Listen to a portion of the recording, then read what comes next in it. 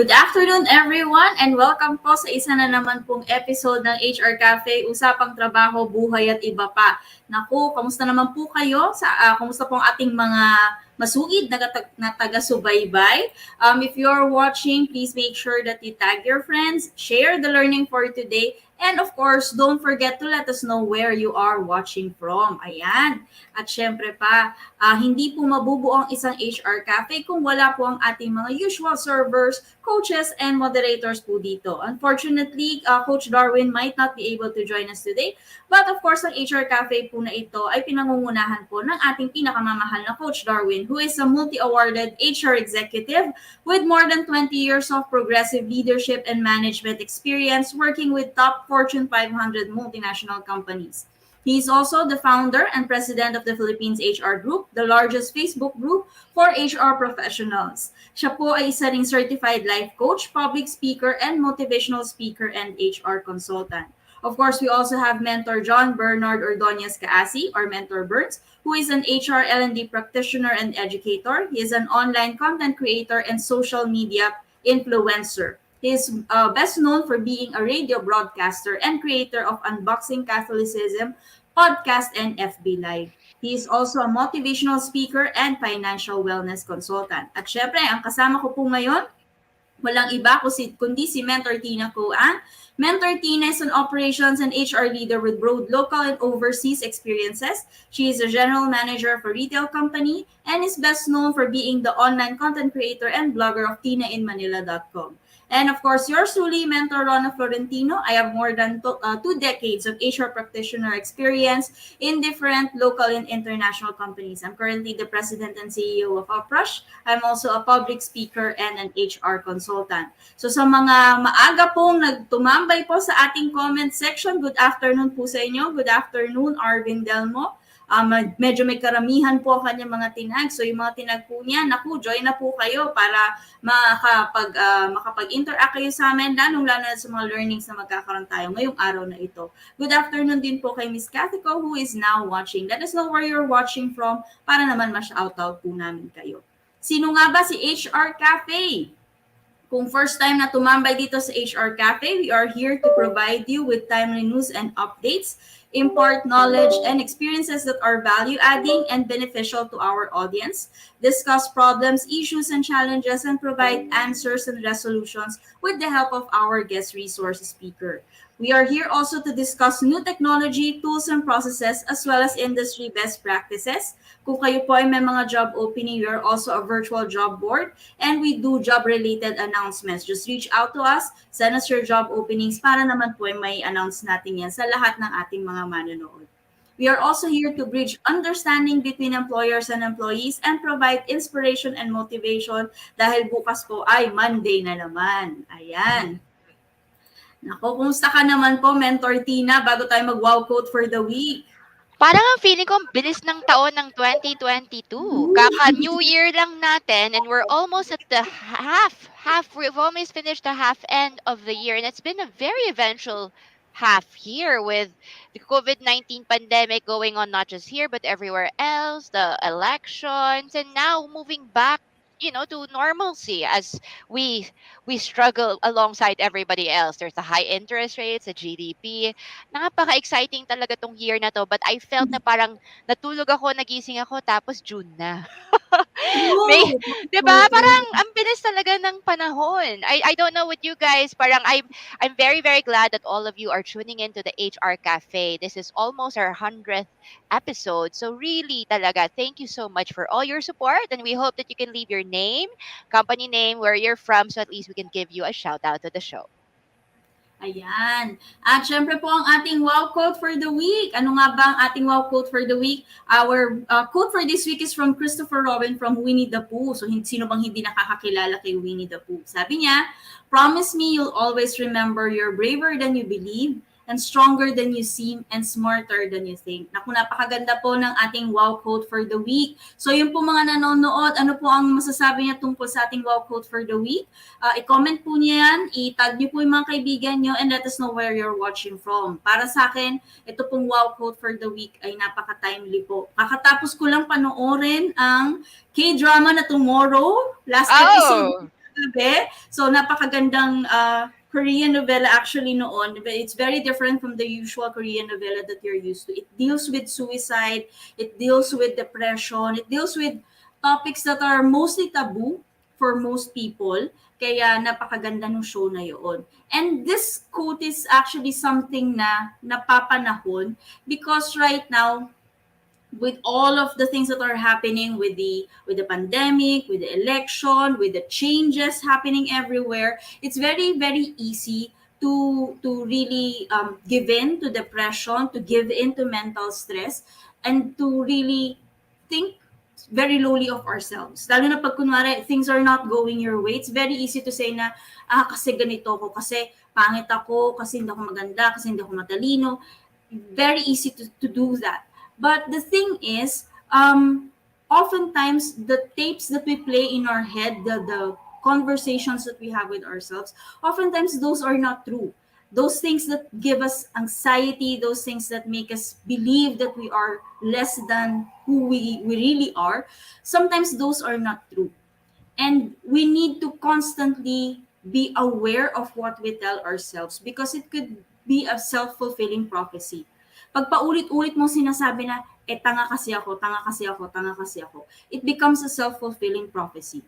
So it's very important that we are also conscious of what we tell ourselves, of the stories that we tell about ourselves. What about you, Mentor Tina? What can you say about our wow quote for the week? I've recruited a few people on leadership positions this week. And I've come to realize that many of the new people, many of us, actually do not realize how brilliant we are. Kasi many of us are limited by, for example, our family structure, where we live, where we studied, our educational background, our career experiences. And usually, parang sa atin, we take it for granted. Papasok tayo, tatrabaho, uuwi, and that's it. We see life as a routine. But I hope everybody can reconsider that actually whatever we are today is just the beginning of what is more there tomorrow. Kung tingin mo, marami, kunyari, college student, di ba? Kakagraduate mo lang ng college, isip mo, ang talino ko na kasi ang dami ko na natutunan sa college. Then you start on your new phase in your life when you enter the working area. Naku, ikaw pala yung hindi pinakamatalino sa buong kumpanya. Ang dami mo pa palang kailangan matutunan. When you enter into a new relationship, feeling mo, kilala mo na sarili mo, kilala mo na yung tao na kasama mo.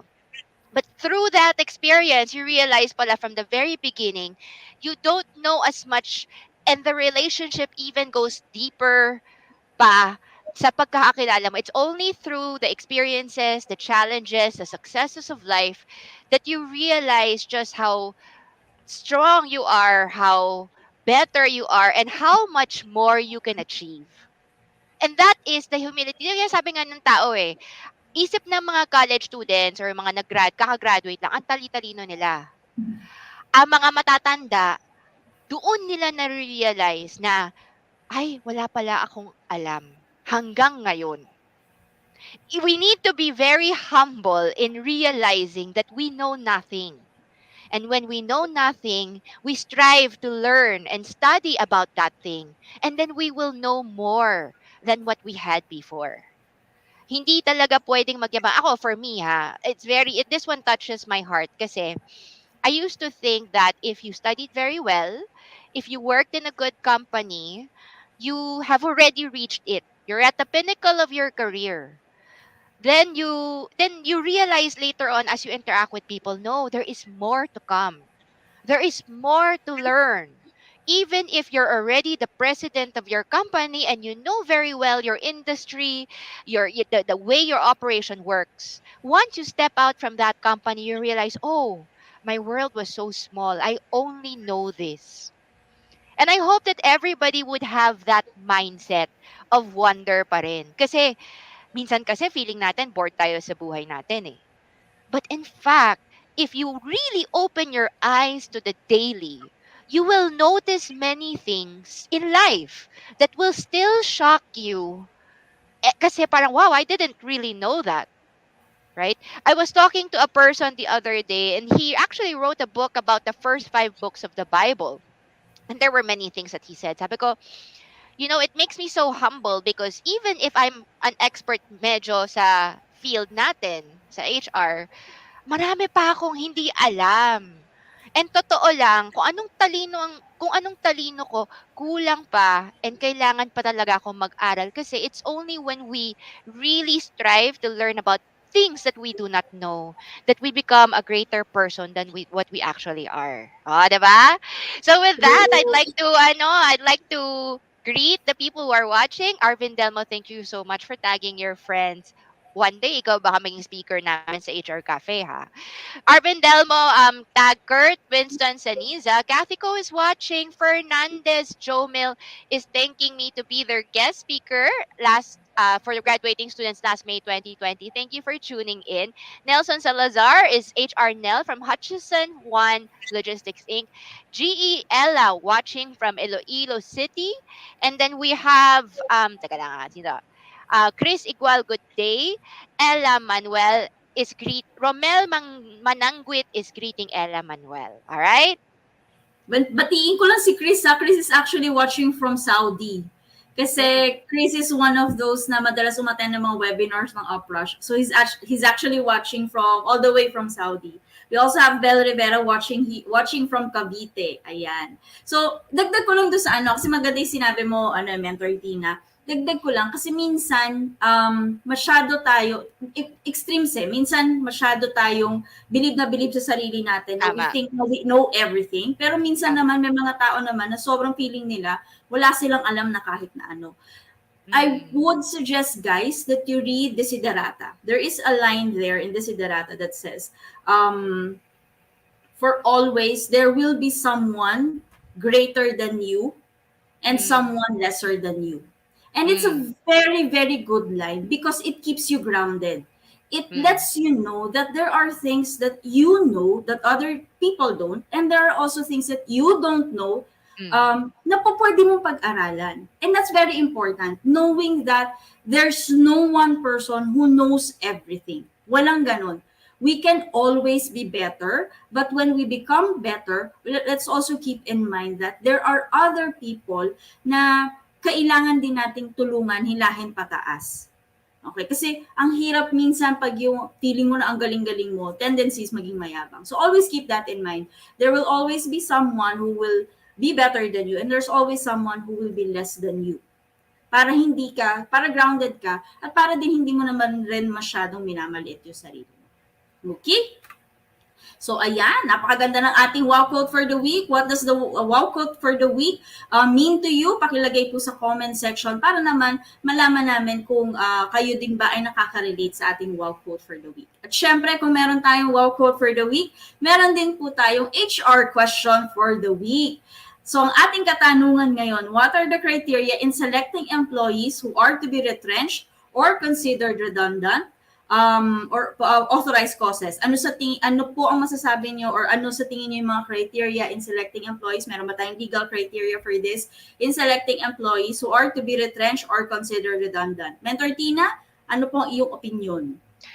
I'll leave the answering for this question for you, but I will add lang my point, which is a lot of people think that retrenchment and redundant is an exercise made by management so loosely. For example, usually kasi ang dumadating sa mga tao, sabi kasi ng management, kailangan sila mag-cut ng headcount. So, we're just informing you na mariretrench ka. Pag mariretrench ka, you're given 30 days of notice. After that, fine, last day mo na. Pero mabibigyan ka naman ng separation pay, which is, if retrench, half month pay per year of service. Pag redundancy naman is 1 month pay per year of service, minimum of 1 month. So minsan kasi pag nag-explain si HR, medyo kulang. Nagmumukha tuloy it's a decision that's made very lightly, which is why so many companies get in trouble when they execute a retrenchment and redundancy because a lot of people think na parang may ill faith yung exercise. Management should exercise caution when retrenching and redundating employees, lalo na if these employees are matagal na sa company. You cannot discriminate. You cannot pick people just because you don't like their face. You cannot just say, okay, atong grupo na to ha, uh, let's assign number 1 to 10, 1 to 100. Add number, lahat yan i-retrench natin. Yung even number magsistay. You can't do things like that. The thought process of retrenchment and redundancy must be very deliberate, step by step, and well documented. I recommend that management actually sit down, convene, and meet and set criteria, which Rana will explain later, on how they will pick the people that will be retrenched and redundated, and why the people that stayed are stayed behind. You cannot kasi tatanungin yan later on, if not by your employees, but later on by Dole, why did you get rid of A but not B? Why did you get rid of C but not D? So you have, when you do this exercise, you already have to decide amongst yourself what is the qualifications of retrenchment. It cannot be random. It cannot be, kasi mataas ng sahod nito kaya tatanggalin ko siya. Yung mga mura, yun yung isi-stay ko. You can't do stuff like that. What the decision must be made in good faith. Good faith, meaning to say your heart is still for the person and you're really making this decision because you want to save the company. It cannot be personal. You cannot discriminate. It cannot be kasi I want a specific gender or I want it from a specific school. It has to be qualifications that anyone pakita, kay kanino mo i-explain. It should be fair. They will think of it as fair, na wala kang pinag-initan, wala kang tinarget. So when you do a retrenchment, management has to be less emotional. You have, pag kunyari nakita, kasi pinag-iinitan ko to, kaya inuna ko to eh. Pero siya lang, marami sa lockdown kasi, ang tinanggal lang yung mga taong ayaw ng management i-keep. Yung mga dating problematic employees. So that's their qualification. If dati may problema ako sa iyo, pasaway ka, sumasagot ka sa akin, I will retrench you. Obs, be very careful. Rona will discuss the proper criteria. But you can't do stuff like that. Because if alam ng dole, pinag-iinitan mo yung tao, kaya ni-retrench mo siya, that is illegal. Okay? So you have to be very careful. So Rona, the criteria. Ayan, ako. Ganda yung sinabi mo, Mentor Tina. Very important yung part na the decision should not be arbitrary and it should be done in good faith, both for redundancy and for declaring positions redundant. Tama yung sinabi ni Connie dun sa ating comment section. When you declare something redundant, it is the position that you declare redundant, not the person. Now, there are two different ways on how you handle depending on whether you're doing redundancy or you're doing retrenchment. Both of this can be found, yung guidelines for this can be found in DO 147-15. Yung DO 147-15 actually indicates the standards for authorized causes and for just causes. So napakaganda na meron kayong kopya ng DO 147-15. Now, apart from that, if you're going to declare a position redundant, again, this has to be done in good faith and there has to be a study done to prove that there is an extra headcount. Kasi redundancy is all about declaring positions na nasobrahan ng pag-hire or hindi na siya kailangan. Okay? Tinatanggal siya kasi it doesn't serve any purpose na sobrahan ng pag-hire. Now, when you declare a position redundant, you have to show that you've really you've done a study and that the position is superfluous or hindi na siya kailangan. Now, why do you have to do the study? Because you have to keep in mind that when you declare a position redundant, you cannot hire for the same position for a specific period of time. So pag bigla kang nag-hire, then hindi siya redundant, hindi siya superfluous. It's something that you actually need. And the redundancy now may be seen in a bad light. Magkakaroon ngayon ng question kung ginawa ba ito in good faith. So it's important that you do a study when you declare a position redundant. For retrenchment is seen as a tool to help the company if they are suffering from financial loss. So it's downsizing. Retrenchment is actually, yun yung tinatawag natin talaga na downsizing. When you do retrenchment, you need to make sure that you are doing this because you are trying to keep or protect the company from financial loss. Dito, pwede kang mag-set ng standards mo. You can either do last in, first out, or you can base it on performance appraisal. Okay, kung sino yung performers, sila yung mag-i-stay. Kung sino yung hindi performers, sila yung uunahin na tatanggalin. And again, this cannot be arbitrary, and the reason or yung standards na isiset nyo should not be something that discriminates. Anything that is based on performance is acceptable kasi it shows fairness and it shows that you are really trying to protect the company from financial loss. So pag kunwari tulad nga ng sinabi ni Mentor Tina na you are trying to remove people dahil lang sa ayaw mo ng muka or ayaw mo ng kanilang ugali, that will be seen as something na done in bad faith. Diyan po pwede kayong sumabit. Si DO 147-15 actually indicated up to 5 criteria or standards that you have to keep in mind when you are declaring redundancy as well as retrenchment. Pag redundancy, again, there must be superfluous positions or services of employees. Ibig sabihin, hindi naman kailangan sumobra bilang ng pagkaka-hire. So, kailangan yung mag-declare ng redundancy. Positions or services are in excess of what is reasonably demanded by the actual requirements of the company to operate in an economical and efficient manner.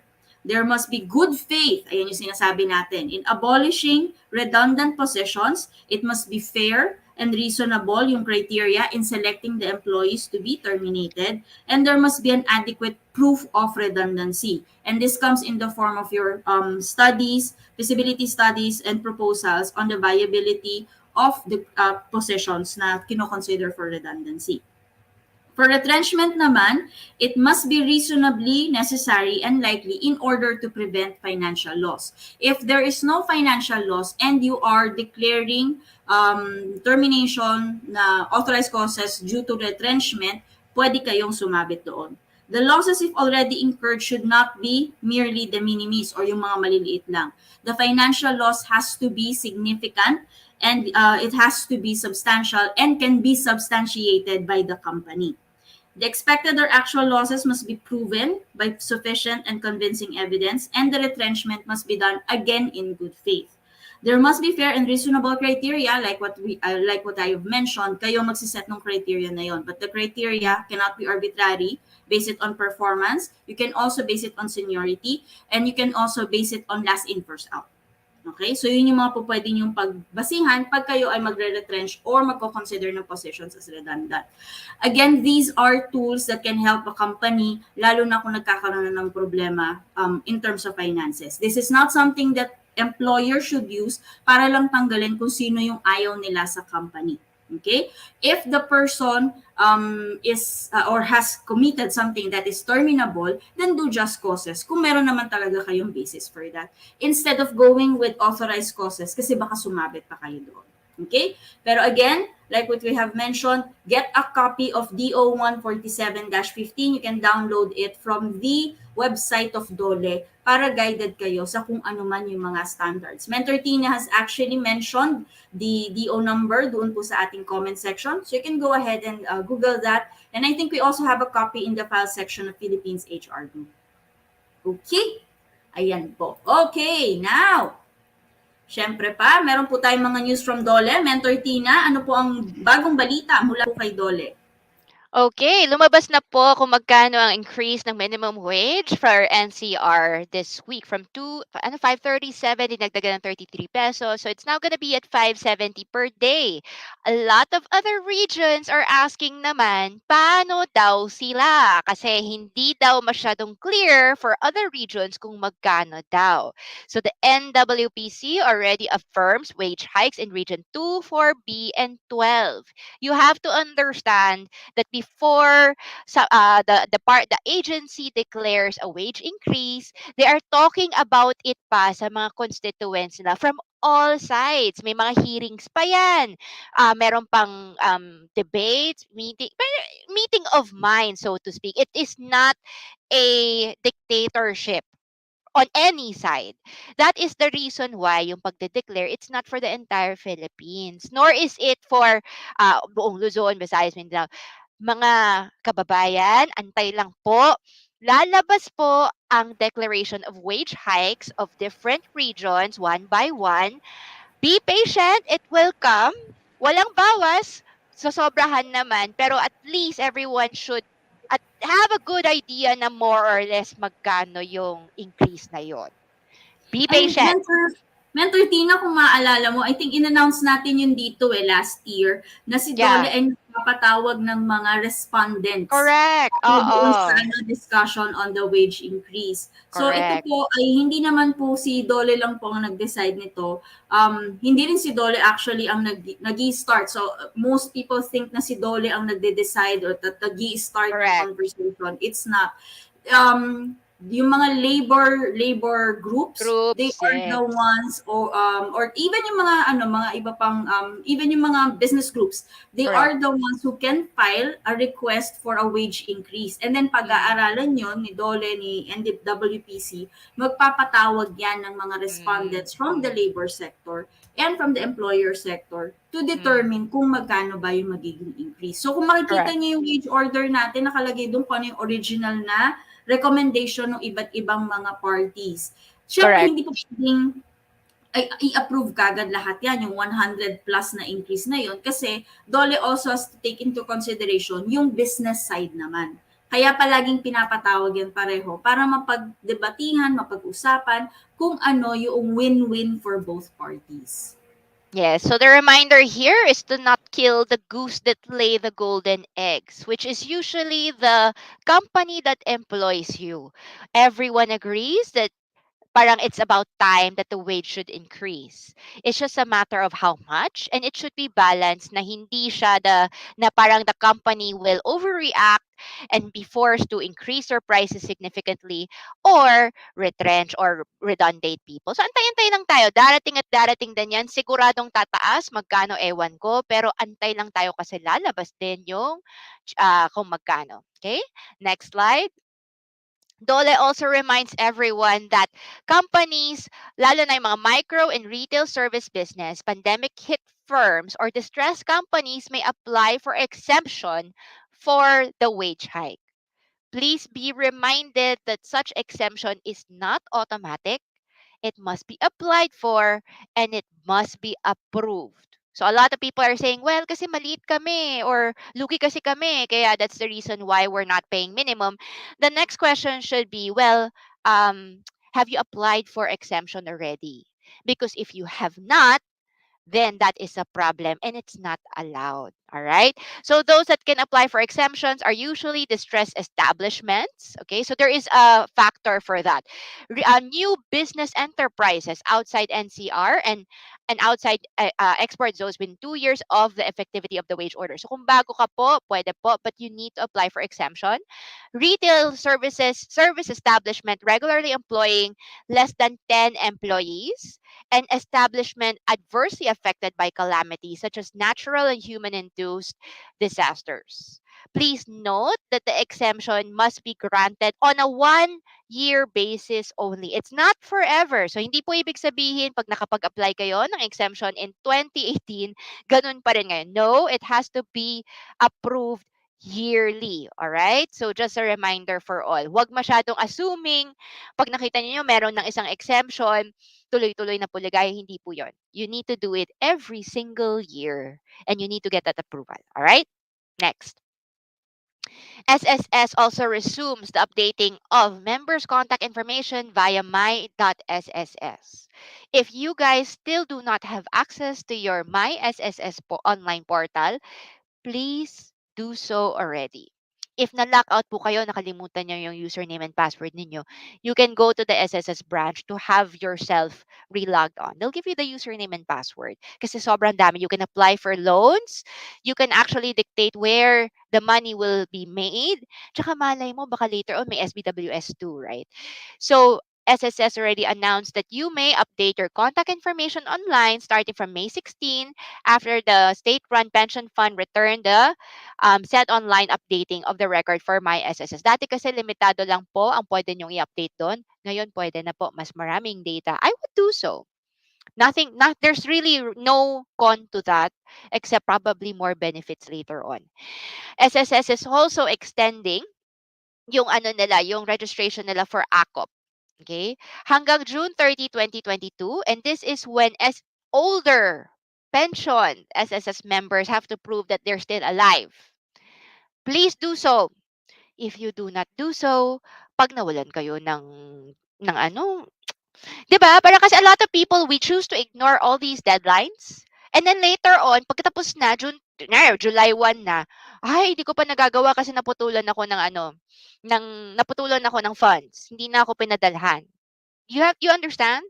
If you really want continuous good service, please ensure to register sa AKOP hanggang June 30, 2022. Alright, Rona?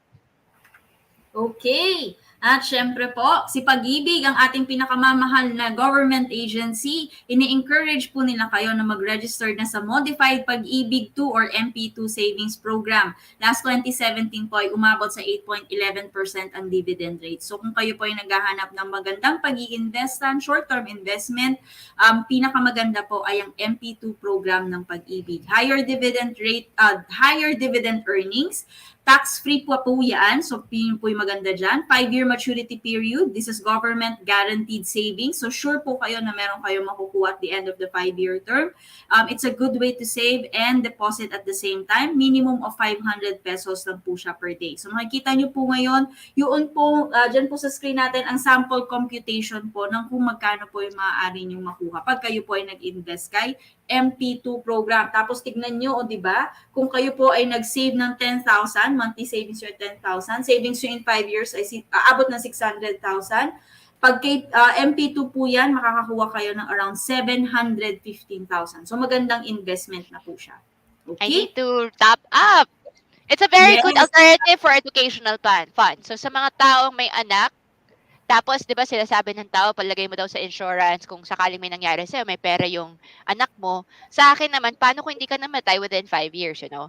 So, that's the reason why the MP2, di ba, you need to die first before your family gets the money. So, for me talaga, if you assume that you're not gonna die anytime soon, Pag-ibig MP2 fund talaga is one of the best because it's always above market from rates from time deposits.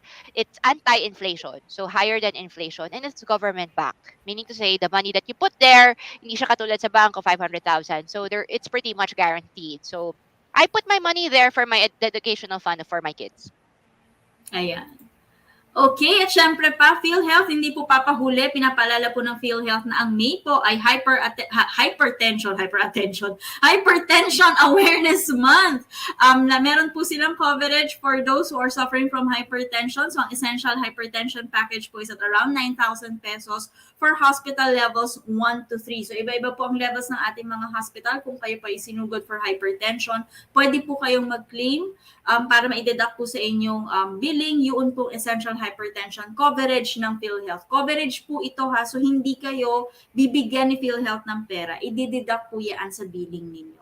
Okay? Kaya maganda rin na kahit anong mangyari, continuous dapat ang inyong PhilHealth contribution. Huwag din po natin kakalimutan na si PhilHealth po ay 4% na po siya effective June 1. At apart from that, ito po ay retroactive from January 1. So pinapaalala lang po natin, baka bigla po kayong magkagulo, bakit biglang sinisingil kayo ni PhilHealth ng mga hindi nabayaran. Ito po ay dahil retroactive po yung 4% increase. Effective June 1 po yan. Ilang tumbling na lang ay mag-June 1 na po, so wag po natin kakalimutan yan. Pag kayo naman po ay gustong mag-avail na iba pang mga benefits from PhilHealth, si PhilHealth po ay meron po siyang PhilHealth ACR search app na maaaring i-download from the Play Store ng inyong mobile phone or tablet. So yan po ay makukuha niyo po dyan lahat ng mga information na kailangan niyo regarding PhilHealth. Or you can also make use of their callback channel at 0917-898-7442. I-text lamang ang PHIC callback space mobile number or ang inyong Metro Manila landline number and then space and kung ano man yung inyong tanong or concern. You can also reach out to PhilHealth at actioncenter@philhealth.gov.ph. In fairness, medyo may kabilisan silang sumagot sa email. Or you can also visit their Facebook page at PhilHealth Official, their Twitter account at Team PhilHealth, or their website at www.philhealth.gov.ph. Ayan po. So again, effective po yan, June 1, yung pong pag-i-increase, 4% na po. So ang pinakamababang contribution na po kay PhilHealth would be at 400 pesos, 200 kay employer, 200 kay employee, at ang pinakamataas po na deduction would be at 3,200 pesos. Okay? Retroactive po, effective January 1, 2022. At syempre po, hindi mabubuo ang isang episode ng HR Cafe kung hindi po sa tulong ng ating mga sponsors, including El Puerto Marina Beach Resort and Vacation Club. El Puerto Marina has resorts and clubs in Pangasinan. Doon po kami nagpunta last year. Maganda po siya. So kung gusto niyo po talagang magpahinga, magandang pumunta sa El Puerto Marina. Tahimik, makakapag-relax talaga kayo. May beach, may swimming pool. So kung hindi kayo mahilig sa beach, pwede kayong magbabad doon sa may swimming pool nila na may kasamang bar. Ayan po. At syempre po, nais din natin pasalamatan si Maxicare. If you're looking for an HMO coverage and you are already beyond 60 years old or senior citizen na po ipapakover natin, you can take advantage of Maxicare Prima Gold. Or if you are just looking for an HMO coverage as an individual and not as part of a corporate benefit, nandiyan naman po ang Maxicare Prima Silver. If you would like to avail of these packages, all you have to do is go to www.shop.maxicare.com.ph. Okay? Ayan. Kung meron po kayong mga questions, meron po kayong mga gustong i-share sa amin ng mga job openings ninyo, or if you would like to sponsor an episode of HR Cafe, all you have to do is email us at darwinrivers@yahoo.com or message us at HR Cafe, Trabaho, Buhay at Iba Pa Facebook page. Good afternoon po sa mga kakarating lang po sa ating tambayan. So good afternoon kay Miss Kat Suarez. Sabi niya, hi mentors, from People Synergy Management Services Inc., your trusted manpower service provider. Ayan. May libreng shoutout sa kanyang company at libreng marketing din po. So let us know where you're watching from. Mention your company name para naman mabati po namin kayo. Mentor Tina, excited akong malaman kung sino ang ating speaker for today. All right, we do have our special guest right now. Ang inaabangan natin si Sir Paul Lyons, who will talk about ensuring mental health and wellness in the workplace. He is a master mental practitioner who helps leaders and their organizations to get their mindset to make better decisions to increase the well-being and performance of their employees and their businesses. Paul is currently airing this in Sydney, Australia, but he was also based in Hong Kong, Tokyo, and Kuala Lumpur. We're very proud that Paul is a CEO for the last 25 years. One of his stints include being the APAC, Asia Pacific CEO for Michael Page, and he also co-founded a business named Ambition in 1999. He will introduce himself later on the show, but let us here welcome Sir Paul Lyons to the HR Cafe. Makinig kayo lahat ha, take down notes. Sir Paul, welcome. You're doing how's Australia and what time is it right there? Well, I live in Australia, but I'm actually on holiday in excuse me, in England. Wow. So it's early morning in England today, right at the moment, and it's very cloudy and rainy. But I'm absolutely delighted to be on the show. Thank you very much for the invitation, Tina and Rona. And we're so blessed. Yes. I'm really interested in what you were talking about before with regards to the power of positivity and your Winnie the Pooh quotes, braver, stronger, smarter. And it just talked to me about the power of positivity and self-belief. And I always think if I'm having a bad day, I just think some days are like that. And tomorrow I've got the opportunity to be the best I can be, so that I try not to dwell on the fact that today's not as good a day as it could be. And the other thing, I think it was yourself, Tina, talked about was when you become a leader or CEO, you kind of sometimes think that your learning stops. And that's the way I felt when I think I became a leader first time. And then obviously over time, you realize that that's when your learning just begins. You really don't know anything at all. Right. But I think it's important in those situations to leave your ego at the door and be very open to learning. Because in that position, you've got so much opportunity to learn. So we will So, be in the backstage, Paul. We'll leave you to share all your right. knowledge to everyone, and then later on we'll join you for the Q&A. See you soon. Thanks, Tina. Bye. I think Rona, you're going to be my co-pilot, aren't you? So we'll work together on this. So look, delighted to be here. I'm just going to talk about a number of observations, really. First of all, what's happening in the workplace post-pandemic. Some really interesting observations, I hope, there. Some suggestions on building a resilient organization. So one that particularly is psychologically safe and promotes good mental health. And then thirdly, how does one develop one's mental health, mental strength, mental wellness, and become more resilient? So I'll in that segment talk about MTQ, which is a scientific-based psychometric that measures mindset, and with that, individuals and organizations can improve their performance and well-being. So 3 sections. I may change the emphasis around as we proceed. Rona, are you able, please, just to perhaps run on the slides to slide 2 or 3? That's right. So that's what we're going to be talking about today. And then on to slide 3, Rona, please. Okay, so let me just talk about the great reorganization of talent. So that's the next slide as well, Rona, please. So I'm really amazed by what's happened in the last couple of years in terms of the pandemic. And I think Tina touched on this, that we've obviously in the Philippines had elections, but we've had this pandemic globally that is still to a certain extent affecting us. And one area that I think it's really been interesting has been this concept of remote working. 2 or 3 years ago, remote working for full-time employees was perhaps would be a preference, but it certainly wasn't as strong I suppose a preference as is now. And it seems to be that post-pandemic is almost the norm for people want to be working from home rather than going to the office. And I think there's an overwhelming perceived preference to do that amongst employees. But I think I want to just perhaps provide some additional views. I think everyone has different circumstances and different preferences. So it's not as obvious a preference as perhaps we may think.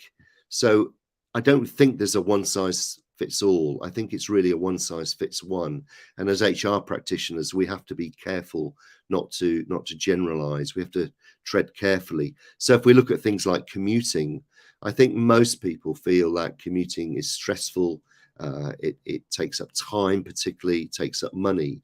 But the benefit of commuting is it creates boundaries, and so that we can get into a different headspace when we're commuting to be at work or then to be back at home in usually the evening. So there are 2 sides there.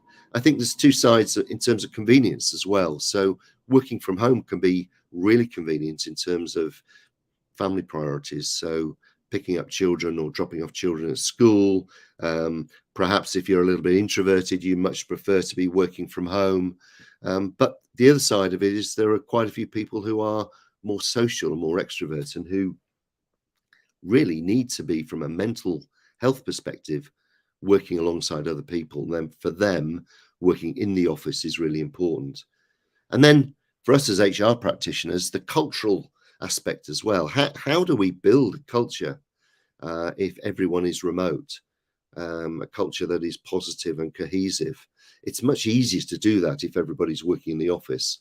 So that's a challenge as well that we've somehow got to overcome, just to make sure that we maintain businesses that have a strong, positive, supportive, safe culture. Also, how do we achieve parity between some of our workers who will be working in the office and others that will be working from home? And while I've been here in England, I've been talking to some companies, and one particular company, a law firm, has decided that they're going to give people who are working from home a 15% pay cut.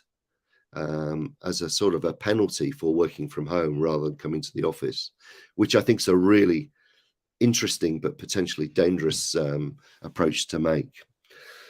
Nevertheless, we'll see how this pans out. And at the moment, I'm thinking, or I'm feeling, hearing that most organizations are trying to do some sort of hybrid approach of perhaps 2 days or 3 days at home every week and the rest in the office. But we'll see, and I'll be interested to see what all of you feel is the appropriate approach and what your organization's doing. The other thing to talk about, perhaps, in the great reorganization of talent is skill shortages, or at least for now. So there seems to be, across Philippines and also Asia Pacific, a real shortage of skilled talent. And that's reflected, I think, globally. So there's I saw an article recently in HRD magazine, and they were saying there's a 16-year high for skill shortages globally. That organizations just can't hire the people they want to hire. That 2/3 of businesses in this region will be looking to hire next year, and 75% are having difficulty now finding the talent that they want, really across every type of organization, every sector. So at the moment, we're experiencing skill shortages. Some ways perhaps to overcome that. Well, I think there's a real focus on not only increasing wages, which we've touched on earlier, just a little bit earlier in the session. Training and education seems to be high on the list of employees looking to move, as well as the organization having a strong purpose. But I would say, when I say skill shortages for now, I'm really interested to see what happens over the next 6 to 9 to 12 months, because we have fuel prices, food prices, rising, costs are rising all over the place, and therefore that's got the potential really to reduce demand from organizations for skilled labor. So I think that demand could fall, and that has implications obviously across our economy, particularly the trend towards freelance workers, which obviously has been a feature in the Philippines and continues to be, as this economy serves other nations in terms of skilled labor. But will that trend towards freelance falter if we have a fall in demand for skilled labor? How will that be? And I think also individuals like to work freelance for the convenience, and where there's a skill shortage for perhaps higher remuneration, but that doesn't necessarily hold in a faltering economy, because people might want the benefit of a permanent salary, permanent employment. So, Rona, that's a few thoughts about the greater reorganization of talent. On to the next slide, if we could, in terms of what's happening in the workplace post-pandemic. I do a lot of work with leaders, coach leaders around mindset and mental toughness, mental wellness, and I really have an issue, I suppose, around the quality of some leaders that we have across many economies. Perhaps if I first just define leadership, and leadership is hard to define, and a good leadership's even harder. But I think if a leader can inspire people to follow them in pursuit of a goal or a cause or a purpose, they're likely to be a good leader. But this inspiration includes things like trust and integrity, respect, humility, and those I just think are lacking in many leaders at the moment. I think good leaders are important, effective leaders are important, because they set the tone, and they set the tone about the way we behave in the organization. And one aspect that I'm really very passionate about is the care factor. So in my opinion, leaders don't care as much in many cases as they could do or should do about their employees. And it's really important that they set the tone in terms of caring, being compassionate, encouraging their team through lots of ways, enabling their team, empowering the team.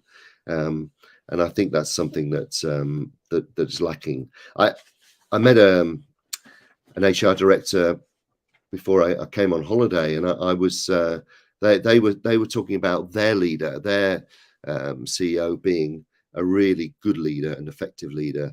And the HR director, she said, our CEO is firm, fair, and they care.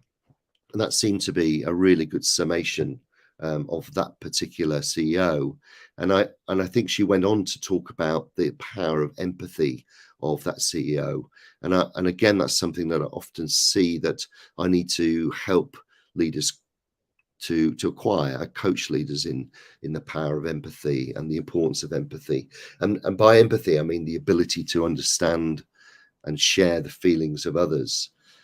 Certainly, there's a lot of good work by Goldman and Eckhart on cognitive, emotional, compassionate empathy. It's a really interesting subject, but leaders who empathize and have that genuine empathy have a really significant advantage in understanding what their workforce are thinking and feeling, and then how to inspire them to follow them in pursuit of a vision or a goal. So this power of empathy, I think, is lacking. It's something that we need to focus on. Moving on fairly quickly, the other thing about leadership in focus at the moment that I'm noticing and that I'm wary of is that in times that are tough economically, leaders perhaps focus more on management of costs, management of processes, micromanaging, rather than focusing on leadership. And as we know, management is a lot around doing, leadership is a lot around being. And in a crisis, in difficult times, we want leaders to lead, not necessarily manage. And again, that's something perhaps as HR practitioners we've just got to be aware of, and where we can provide guidance on the way that we can have leaders that lead, not manage. And then finally, Rona, if I can just get the third element of what's happening in the workplace, which is something that's dear to my heart and dear to my mind, perhaps, and that's the increasing mental health and wellness crisis that I'm sure many of us have seen sort of unfolding in society, but also unfolding in our workplace. Now, as we know, mental health is a personal condition relating to their emotional, psychological, and social well-being. So that's really how we think, how we feel, how we act, how we handle stress, how we relate to others, how we make decisions. So that broad umbrella of thinking and feeling. And having a positive mental health is really around feeling safe and being able to cope with the world and connect and interact with other people. And the causes of mental health are generally social, but they have a great impact in the workplace. So some of the mental health causes that are pretty common that I'm sure everyone's aware of would be things like loneliness, childhood abuse and trauma, discrimination, social disadvantage, unemployment or being homeless, long-term physical issues, which might be having a difficult physical situation, so diabetes or cancer or something like that affects your mental state. Long-term stress through a difficult situation, personal situation or work situation. Lifestyle, drug, alcohol, lack of sleep, bullying and domestic violence. Hereditary issues are important. And the one that I wasn't aware of until recently when I was doing some work was being a long-term carer. That can really affect one's mental health if you're a long-term carer not getting the support. Now, many of those things I talk about the causes of mental health because many of those can be exacerbated in the workplace. So workplace stress we'll see, as people burn out, will probably be aware of bullying in the workplace, and this will be an issue that as a human resources practitioner we need to be aware of. Isolation, I talked about that earlier on in terms of working from home. For many people, the isolation is a real mental health issue, and that is to a degree our responsibility because we're employers. So those are discrimination is also a cause of mental health issues. Again, that's something that would occur in our workplace. I think my observation in terms of the final point, limited use of wellness interventions, I think we're seeing more and more organizations just becoming aware of the importance of introducing wellness programs. So it's very much a sign of an organization that's caring if they're introducing these programs, which really is to help employees stop burning out. It can also be a feature in the war for talent if you've got a program. It can also help you perhaps in terms of a sort of a shift in skill sets. People who are happier at work tend to be more creative and innovative, so it can have benefits. And generally, we're talking about wellness programs as being a lot around communication to provide a safe environment, a lot about courses, a lot about resources going into physical supports, so gym programs, extra time off, mental health days off, help with developing better habits and routines. So these wellness programs, these wellness interventions, really important from a corporate as well as a personal perspective. So probably a question just to finish that section on what's happening, some things that are happening in the workplace that we need to be aware of. Just really interested in what your biggest challenge is that's people related in your workplace post-pandemic. Is it the remote working issue? Is it increasing mental health? Is it leadership? Is it something else? Be really interested to find out what you think there. Thanks, Rona. I'm going to move on to another section now, things I want to talk about, which is building a resilient organization. And here I'm just going to talk about, again, 3 things that occur to me that I think are important in building a resilient organization. So we'll talk about what it is, but strong, compassionate leadership, I've touched on that before, purpose and values, and then transparent and sustained communication, really important. So what is a resilient organization? Well, I think essentially it's a good company to work for, good company to invest in, it's a good company to deal with. It's got desirable values and ethics. It's got also self-awareness. So I think a resilient organization has a board, has a leadership team, has employees that are very self-aware and understanding of the impact of that organization on everybody that the organization deals with, whether it's employees, whether it's the community, whether it's just shareholders. So it's this self-awareness that's really important in a resilient organization. And that starts with the leaders. It's a business that or an organization that's got a clear vision, a clear purpose, clear values. It's got clear direction from the leaders. It's got leaders that create a psychologically safe environment for staff to speak up without fear of being discriminated against or punished in some way. And there are strong, supportive relationships are encouraged within the team, and then you have committed staff working as a team. So there are some factors in terms of building a resilient organization, and they're really important because if you're a resilient organization, you tend to be a successful organization. You tend to be able to attract good people and retain good people as well, and also have good business relationships.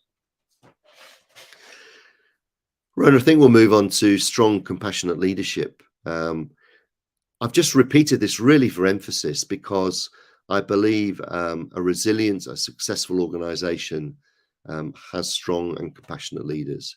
So I've talked about it before. It's really important, I think, to ensure that you can identify, nurture, promote, recruit good leaders for your organization, strong, compassionate leaders. So I've repeated that for emphasis, as I say. Another question perhaps is, are effective leaders born or made? So my view probably is that it's a bit of both. I think there are some leaders perhaps that have characteristics that inherently make it difficult for them to be effective leaders. But I think for the most part, you can, if you've got the raw material, you can develop a leader to be more effective if they're open to learning, if they're open to feedback, if they're willing to learn. I think an effective leader can be made, and that makes perhaps our job as an HR practitioner either a little easier or a little harder, depending on your point of view. But my perspective is that they're made rather than born. And top three qualities, well, I think everybody has a different view on what are the top three qualities of an effective and strong, compassionate leader. There's an organization in the US called Zenger-Folkman, and they do a lot of work with effective leaders, and they talk about the qualities of effective leaders and their top three qualities. And this is through interviewing and testing hundreds of thousands of leaders, particularly in the US, but also globally as well. And they talk about the effectiveness being around and leaders' ability to achieve outcomes through an effective vision and purpose. So outcomes we've talked about before, perhaps being a little more management aspect of leadership, but closely related to having a strong vision and purpose. And then the second and third things are really around leadership qualities. One's one-to-one communication, particularly centered around having empathy with individuals one-to-one, and then the ability, thirdly, to communicate effectively with a broader team. So effective leaders, according to Zenger-Folkman, really around this people aspect, which you might expect, but also with a focus on achieving outcomes. And in my respect, things that I think are important are vision. So having a vision that with which you can create a really strong, positive culture. I think strategy is important. We've heard that saying around culture, eat strategy for breakfast. But I think strategy is still important, particularly if it's well implemented. But for me, the most important thing about a leader is that she or he is able to relate, inform, inspire their colleagues. And for that, you need, as I mentioned before, aspects of things like humility, empathy, integrity, respect. Really, really important. And not all people have those, not all leaders have those, but really important. Next slide, please, Rona. Building a resilient organization, you need purpose and values that create safety. So they need to create meaning, safety of practice. They need to create boundaries where there are consequences for non-adherence. And these consequences are quite important because if you have an organization that says this is our set of values, but it's okay if you don't adhere to those values, then you don't really have a set of values. So there needs to be a way that people who are not adhering to those values face the consequences, whatever that might be. But this is where strong leadership and safe leadership comes in, because people and a team will feel much more able to talk to their team about behaving the wrong way, not adhering to the right values, if they realize that they're going to be backed by the overall leadership team. And the overall leadership team should have they should not favor their favorite people. if they're not adhering to values. So this strength of values and this consequences of non-adherence, very, very important. And then I touched on respect. I think it's overused in company vision statements and value statements, but it's really under practiced. So very important, I think, in building a resilient organization, a safe organization, to have respect front and central in terms of a value that is used and practiced in an organization. So that's respect for each other, putting yourself in the other person's shoes, understanding how they're thinking, they're feeling, and listening to their point of view, and debating that point of view, but not bullying somebody into your point of view. Respect is really, really, really under practiced, but really, really needed in a resilient organization. And the final one, in terms of building a resilient organization, is, Rona, the importance of transparent, sustained communication. So you're much more likely to build a resilient organization, a safe organization, if there's lots of clear and certain communication going on. That increases safety because there's no vacuum. If we all know what's happening, we all know what the rules are, if we all know the direction we're going in, we all know what the boundaries are, then that increases our feeling of being safe and secure in the environment, because it removes the uncertainty. It may not always be the communication that you want, but if at least you know what's going on, then you can make decisions yourself. Where there's a vacuum, that's very difficult to do, and it increases uncertainty. So very important that leadership sort of increases the psychological safety of employees, removes a vacuum by ensuring that there's clear and certain communication. It's also important, I think, for those messages, that communication for leaders, to be informative, and most leaders get that right, but also inspiring.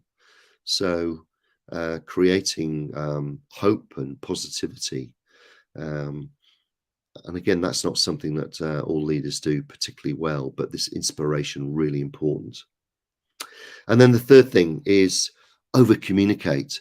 So, and that's one-to-one and team-wide. So in the organization I co-founded, Ambition, which we're listed on the ASX. We had about 250, 300 people at one time. As CEO, we had annual culture surveys, and as CEO, the most important thing from our employees, year after year after year after year, was more communication. And every year we responded by communicating more often, and in different ways. But there was almost an unquenchable thirst from people for knowing what was going on, why it was going on, how people could fit into the plans that were being communicated. And I realized very quickly how important that communication is. So if we can do that, we also create a safer environment, as I mentioned. So if you're any doubt, I think don't have that doubt. Just make sure that you or your business leaders are taking every opportunity to communicate with your teams, face-to-face, via emails, via videos from you or from your HR team or from the business leaders, just talking to your team wide about what's going on and the direction of the organization. So I think that's a little bit about building a resilient organization. Excuse me. This is probably the area that I work in most now, is developing mentally healthy, mentally tough, mentally resilient people. I think obviously mentally healthy people do help build a resilient organization. So part of building a resilient organization encompasses this section really. in terms of building mentally healthy and resilient people. So I'm going to focus on three things here. The first is the importance of self-awareness and self-management. The next, I'm going to talk about a concept, this psychological construct called mental toughness, which is an enabler, and I'll talk about that. And then I'll talk about the distinction between mental health, mental toughness, mental wellness, and actually they're interconnected, and I'll talk about that. So, Rona, my co-pilot, can we have this is the first section? So, a couple of thoughts on the importance of self-awareness and self-management.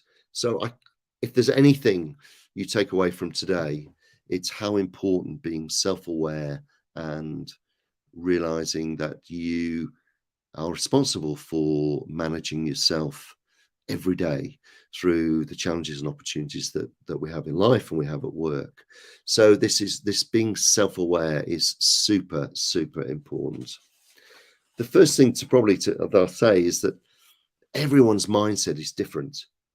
So everyone thinks differently about the same or different situations or conversations. We all have this unique mental profile. Now, generally 50% of that mental profile is hardwired. It comes from your heritage, your DNA, so your parents and your grandparents, your aunties, your uncles, and your early childhood experiences. So it's pretty hardwired. You can change it, but it's quite difficult to do that. 50% is much more variable. So that comes from your current situation, your current experiences, perhaps recent experiences, your early adult years. So think of it 50% broadly fixed, 50% quite variable. So, and the 50% differs for each person. So it might differ for you, Tina, and you, Rona. You may have different things that are fixed and variable. So think about it, that everybody has a unique mental profile. So that makes it a real challenge from a human resources perspective to organize, to lead people who all think slightly differently. The 50%ers are also different for each person. So what's fixed for some person may be variable for another. So that's the important thing. The other thing is we all have, therefore, a thinking style with this unique mental profile. We all have a thinking style, but we can change it. We can make changes. We can develop it if we want to. So this is important because what we think and what we feel determines how we act and behave, and how we act and behave impacts on an environment or a situation. So you've heard the phrase, I'm sure, about somebody having a short fuse. That short fuse is that they think and then in a nanosecond they act. And then there's an impact on the way they've done that. Other people have a longer fuse. So there's a greater distance of time when somebody's thinking. There's a process there that enables them to act in a certain way. They respond in a certain way rather than reacting a certain way, and therefore they achieve a certain impact. So the comment there is that everyone's mindset's different. What we think and feel determines the way we act and behave, and has an impact on the environment. So being self-aware is really important because you need to learn to understand what your mindset is, and you need to learn to understand how to manage yourself. So questions you need to answer will be, and perhaps do that today. Who are you? What do you stand for? And why do you stand for that? And there's a long phrase that goes back in history, really, around if you don't stand for something, you'll fall for anything.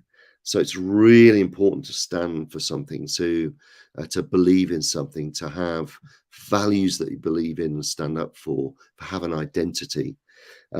Because if you don't have that identity, then you generally don't have boundaries, and you're very susceptible to a loss of voice, a loss of identity, and that creates all kinds of stress and pressure, and increases the likelihood of you being pushed around and bullied, not really being able to make decisions that are firm decisions or decisive decisions about who you are, direction you want to go. So really important that you understand who you are, what you stand for. I think it's critical to understand also when and how you feel strong, and when and how you perhaps feel stressed or nervous or under pressure. What sort of situations are causing that? And if you can learn to see the pattern, then you can perhaps learn to you can learn to either avoid or confront those situations in a different way.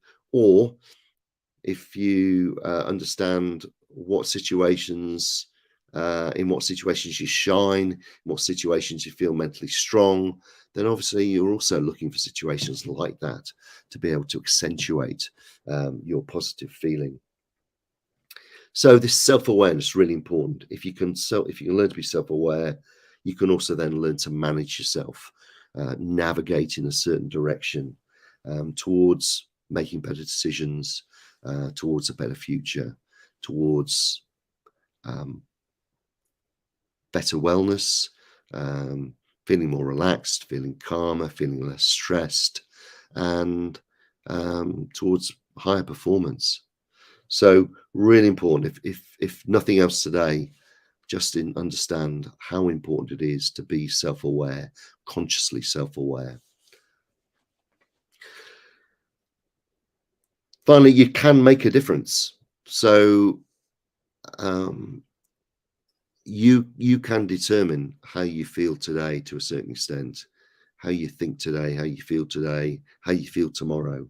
And that's by understanding who you are and starting to have a stronger internal voice about what you want to think and how you want to act and the direction you want to go. And this internal voice is really, really important. I think, Tina, you touched on this earlier, that you need to have an internal voice that is talking positively and directly about yourself. So really important. You can make a difference, and the self-determination, self-management, really important. So perhaps finally on that, sorry, I've just got to talk about how do you make a difference? Well, it's really through having a plan, having a routine. And this is where I want to talk about the next section.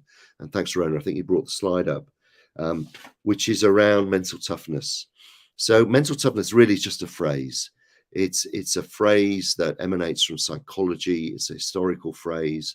And really mental toughness is, it's a scientific contemporary term around mindset, and it just determines how we think consistently under stress and pressure, how we make better decisions. It's about being more positive, more resilient. So it's a technical term, or psychological term, but just think of it really as resilience and positivity, or mental strength. It's in that way, it's a phrase, but it is an enabler as a framework. It's a psychological framework that was developed about 20 years ago. It's based on scientific evidence. It's highly reliable, highly valid, and it enables us to this framework and psychological measure to measure our mental toughness, to measure our mindset, and then be able to develop it. So to do that, I just want to talk about this in terms of how we understand where we are. So I talked about everyone having a unique mental profile. Well, if you imagine a continuum, a line from left to right, up one end, at the left end perhaps, there are people who are very, very focused on emotions. We term those people mentally sensitive, and those people generally are their actions are determined by emotions and their reaction to those emotions. These people generally are really empathetic.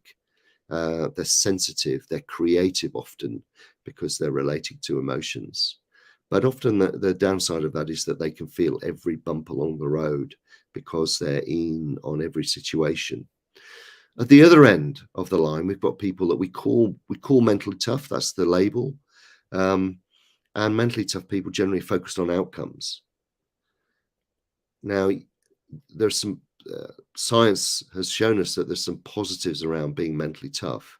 You're generally more positive a person because you're outcome orientated. You achieve more, you perform at a higher level, you're less likely to get bullied, you're less likely to be stressed. So there are benefits, scientific benefits and practical benefits about being mentally tough. However, you can be too mentally tough. You can be too micromanaging. You can be too bombastic. You can be too overbearing. And so most of us are somewhere in the middle. Most of us have a balance between being mentally tough and mentally sensitive. And that's okay. That's really ideally where we want to be, to have a balance between the two. The challenge often is we don't know what that balance is. We don't know what that balance looks like, which is where this self-awareness and this self-learning comes in. And it's also where the psychometric test that relates to the mental toughness framework comes in, because you can test what your mindset is and where you are on that continuum, and what elements of mental toughness you have, what elements of mental sensitivity you have, and in what quantities. Whatever happens, whatever the results, once you understand where you are, how much mental sensitivity, how much mental toughness you've got in the areas of self-control, in the areas of productivity, in the areas of change, and agility, and in the areas of confidence and assertiveness, this sort of range of mindset factors.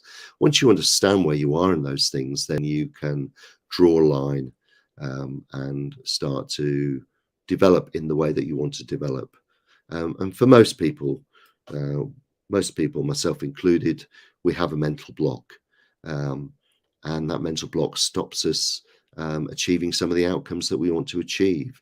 So then it's just focusing on that mental block. For some people, it's around things like confidence. For other people, perhaps it might be an area of feeling overwhelmed. So there are different issues for different people, but you can address those and work on developing or eradicating those mental blocks. You can, it's an enabler, so you can develop, as I say, you can develop mental toughness or mental sensitivity. When I coach a lot of leaders, I'm looking for ways to make them less mentally tough and more mentally sensitive. The ways that you develop it, I think just broadly, understand who you are and have a plan. It's really important. So this, when I ask you who are you, important you understand that you have a plan and make that plan happen. So be productive, be consistent, be reliable, be focused on what you're doing. Be alert, not alarmed. So be ready for anything. There's always change around the corner, but try and take it in your stride. Don't be stressed by it. Be more positive. Tina touched on that earlier. Really important to learn to be more positive, be more confident, be more assertive. Okay, mental toughness is an enabler. That could be a session on its own.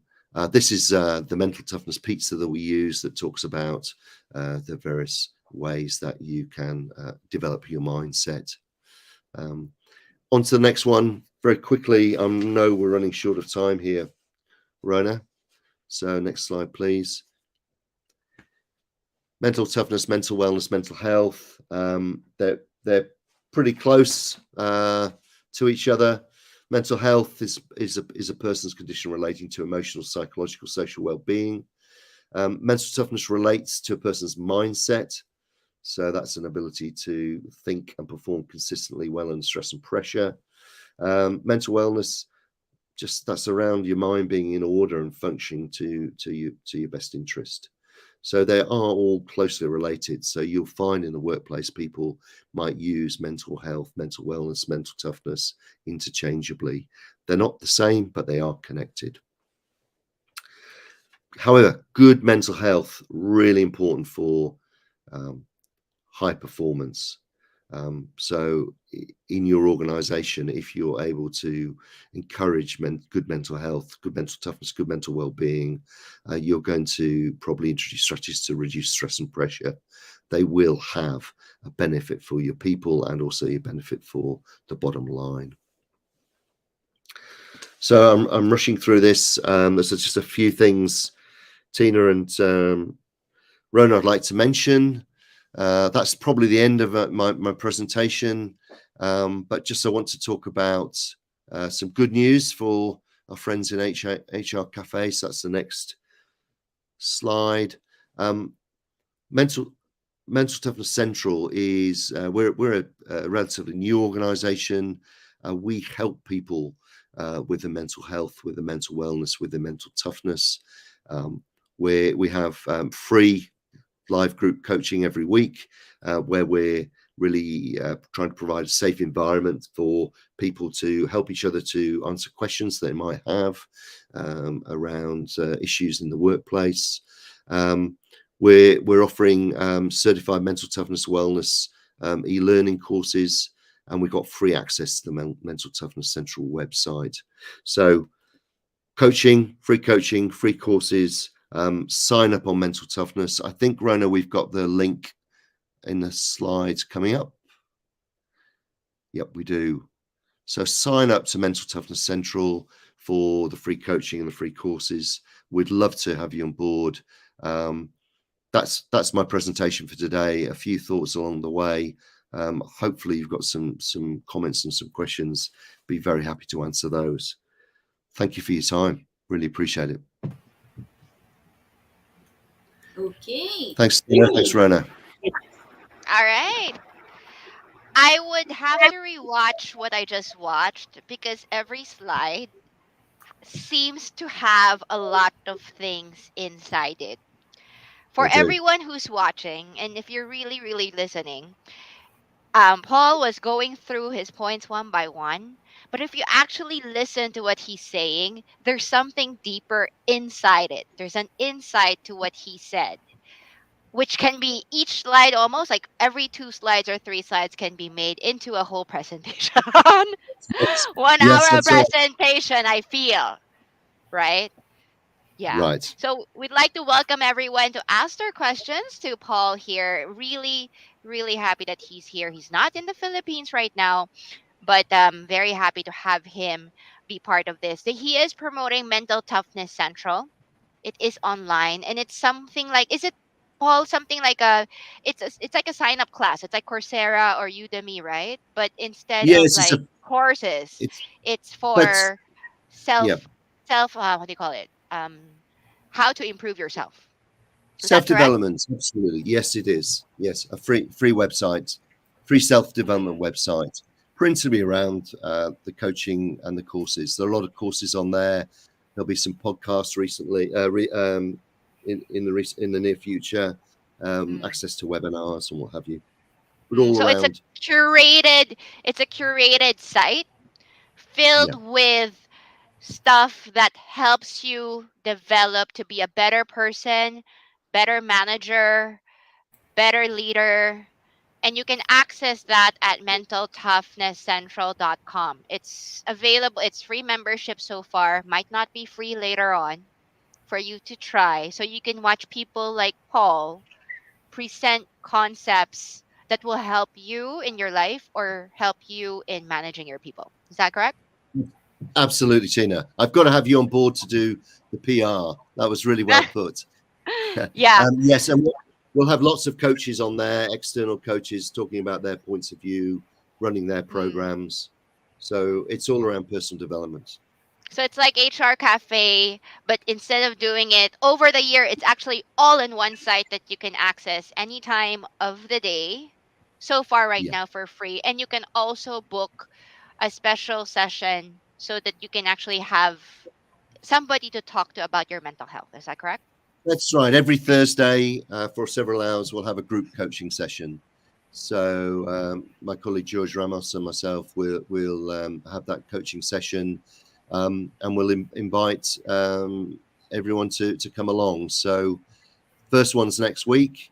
If it's just one of you, we'll welcome you aboard. If it's 10 or 20 or 30 or 40, it's really intended just to have a safe environment where we can talk about the challenges that we see every And the great week. thing about this usually is, number one, your boss is not on that chat. It's very private. It's very It is. international. It's not local at all. So, there's really not a lot of people you'll bump into who know you. Number two, it's It's a, probably people that you've never met who have different experiences from you. And as we've talked about the wow quote of the week, it's part of actually opening your mind that there are different worlds and different people out there who have different perspectives. And you that's might right. come to realize that your problems, compared to their problems, is not as big as theirs. Right? Like, it's all about Very well put. comparison, right? So Yes, when you talk exactly. to these people, when you hear how their lives are, maybe not just in the Philippines but elsewhere, it's like taking a mind trip online at Yeah, at your table, and actually having a view of what life might be outside. You might even meet the absolutely. right one for you. Well, we don't think we're a matchmaking service, but it may I be. know, but it's a group. You'll meet friends. You'll meet friends as well in your safe space, right? Absolutely. I, yeah. So if you have any questions, please feel free to comment. Rana, what did you think of the presentation? It was very great. I learned a lot from it. I do have a question though. Please, Rona. Some of the clients that we have, they're having difficulties with their staff working from home.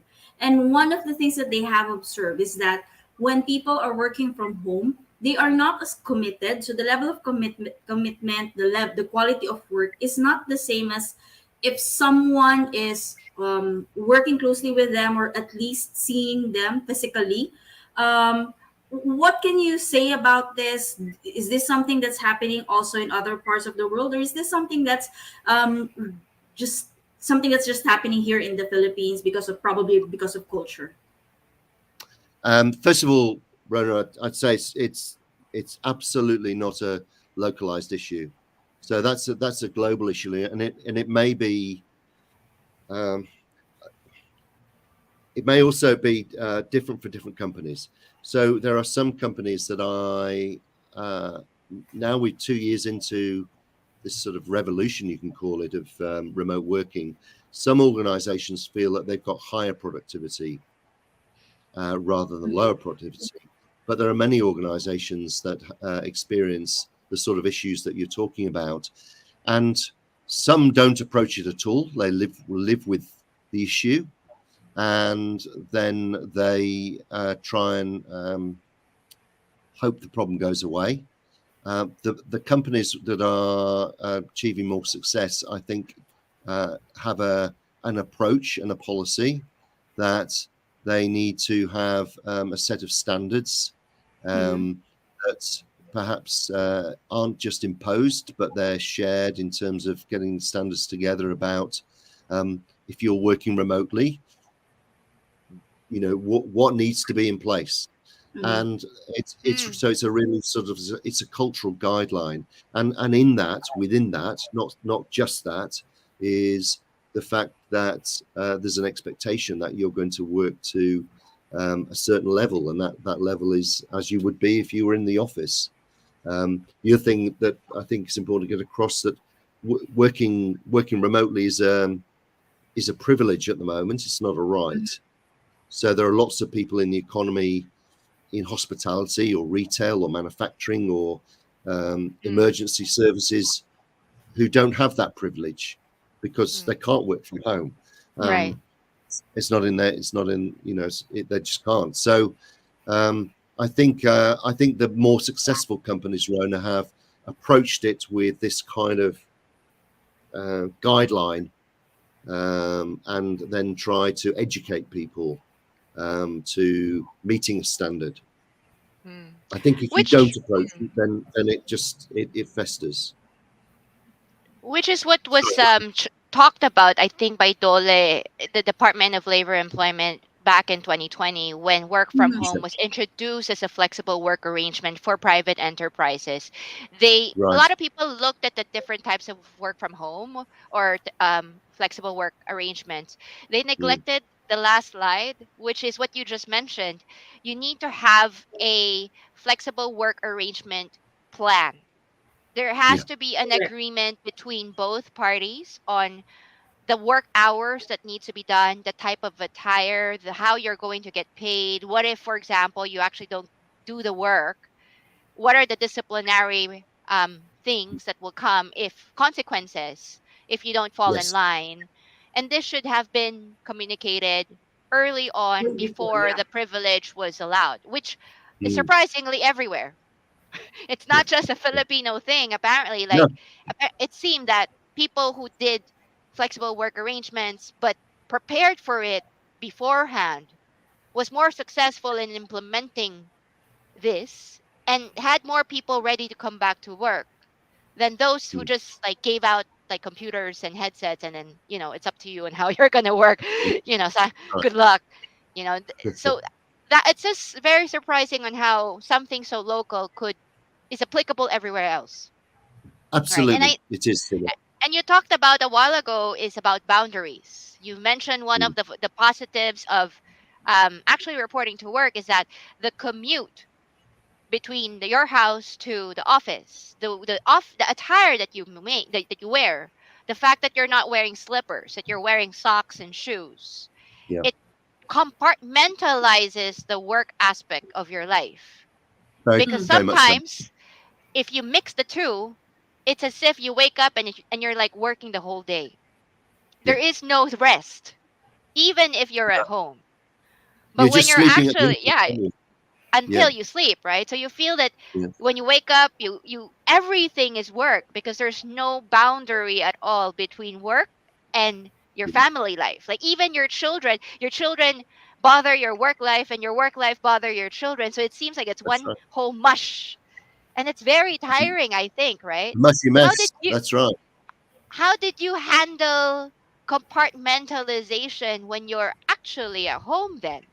Because some people are at home and they're doing that. How do you actually put boundaries when you're at home? So all those points I would agree with. So some suggestions. One, if you can, it's not always possible. Have a different workspace. So have a separate room, have a separate desk, um, and that you can close the door on. So when a certain time comes, then you shut your laptop and you close the door. That's not always possible, but closing your laptop is. Um, I would have also strict work times. So I'm going to work, but I'm going to work from 8 till 6 or whatever it might be. And so you enforce 8 till 6 rather than thinking I'll have dinner at 6:15, then I'll Ah, go back and look at my emails and check them before I go to bed. So just have that strict timing. The other thing I would really recommend is that you go for a walk before you mm, start work, and when you finish work, walk around the block, walk for 10 minutes, 20 minutes, half an hour, and that walk really is a substitute for your commute. mm. So Sir, by going for a walk, you're kind of creating that boundary. you've mentioned a while ago in your presentation that the great leaders of organizations in the Philippines and elsewhere contain what I would say higher, which is humility, integrity, respect, and empathy. Yeah, Now, typically, when companies choose leaders, they usually choose management trainees who are top of their schools, that's it. very They do. active in organizations, probably exercise leadership achievement back then, maybe the only child in the family, which comes with a certain type of personality. Yeah, And then once you start them as management trainee, they get promoted, blah, blah, blah, blah, blah, it it doesn't seem as if the leaders of many companies or even countries have what you just said: humility, integrity, respect, and empathy, because that doesn't seem to be the type of factors that companies or organizations would pick their leaders from. You know, like when you have an interview for a VP or a head of department, nobody says like, how's your humility score or how's your respect No, score or you're how's right. your empathy score, right? Like, it's not something that anyone will ever ask in an interview. They'll always ask you about KPIs. They'll always ask you about Exactly. achievements and how much money you've saved the company, but none of these higher things, which is again humility, integrity, respect, and empathy. So how do you connect that the best leaders in your 25 years of experience as CEO in APAC has these qualities, and yet companies do not pick leaders of this factor? It's like the last.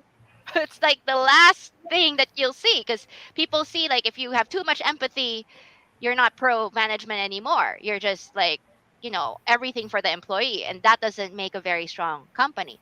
How would you fix this, you know, mismatch of what you've Um, experienced before and what companies can do now? So really good point. So first of all, I would agree. I think many leaders are promoted on how good a manager they are, not how good a leader they can be.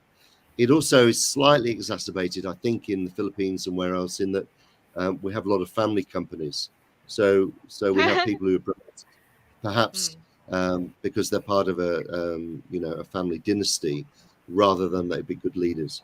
So to answer your question, how do you fix that? Well, I think a lot of it is around education and around trying to educate board of directors, and educate C-suite that and the HR practitioners that we need to appoint leaders that have those higher skills that you talked about, not just their ability to be a good manager. That's important, but it's not as important as having those skills we talked about. And I think it's going to take some time. It's going to be a generational shift, but we've got to start somewhere. So I suppose I'm on a little one-man crusade really to try and talk about it, because it happens all the time, very rarely. And you see, and I'm sure you'll see really good people in your organization that you think they're great, they really care, they make a good leader, but they're not perceived as being a good Yeah. leader by other people, because perhaps they're not, they're Or not perceived as all. weak, right? Many companies Sometimes, see Correct. like if you have yeah, a lot of empathy, you know, you're seen as a weak leader. Correct. that's exactly right, because perhaps you're a little bit too soft, you're a little bit too sensitive. And I talked about that continuum, that line. Mental sensitivity has a great deal of advantages, but sometimes there's some disadvantages. So you want a mixture of the two. And I think there are too many leaders that are too mentally tough. Right. They're strong managers, but they're not necessarily good leaders, because they don't have that empathy, that ability to take people with them on a journey, because Right. they're too focused, too self-absorbed. They're not willing to learn. So how do we change that? Mm. Unfortunately, slowly, I think, Tina, but we've got to start talking about it. And I think over time, employees are going to find organizations where there are good leaders. So what you're going to find in society is that organizations that have good effective leaders will have high retention rates, and they'll make more profit. They'll have happier shareholders.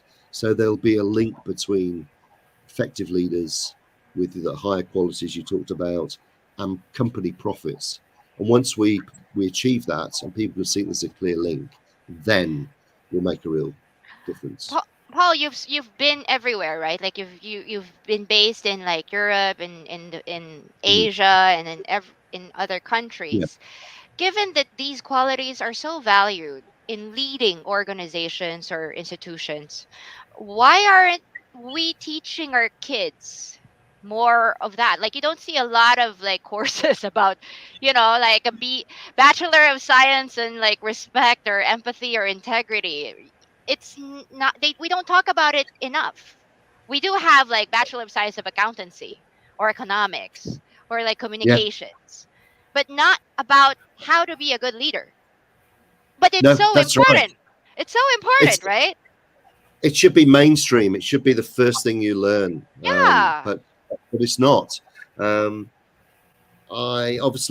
think um, the, my kids learn things like respect at school, and learn a little bit about empathy, but not in the context of being a leader, but in the context of being a person, which is obviously important. But still, we don't stress it enough in society. There's not enough respect in society. I'm not talking about the Philippines. I'm talking about globally. There's not enough respect or empathy, and that leads into our organisations, our workplaces, as well as our society.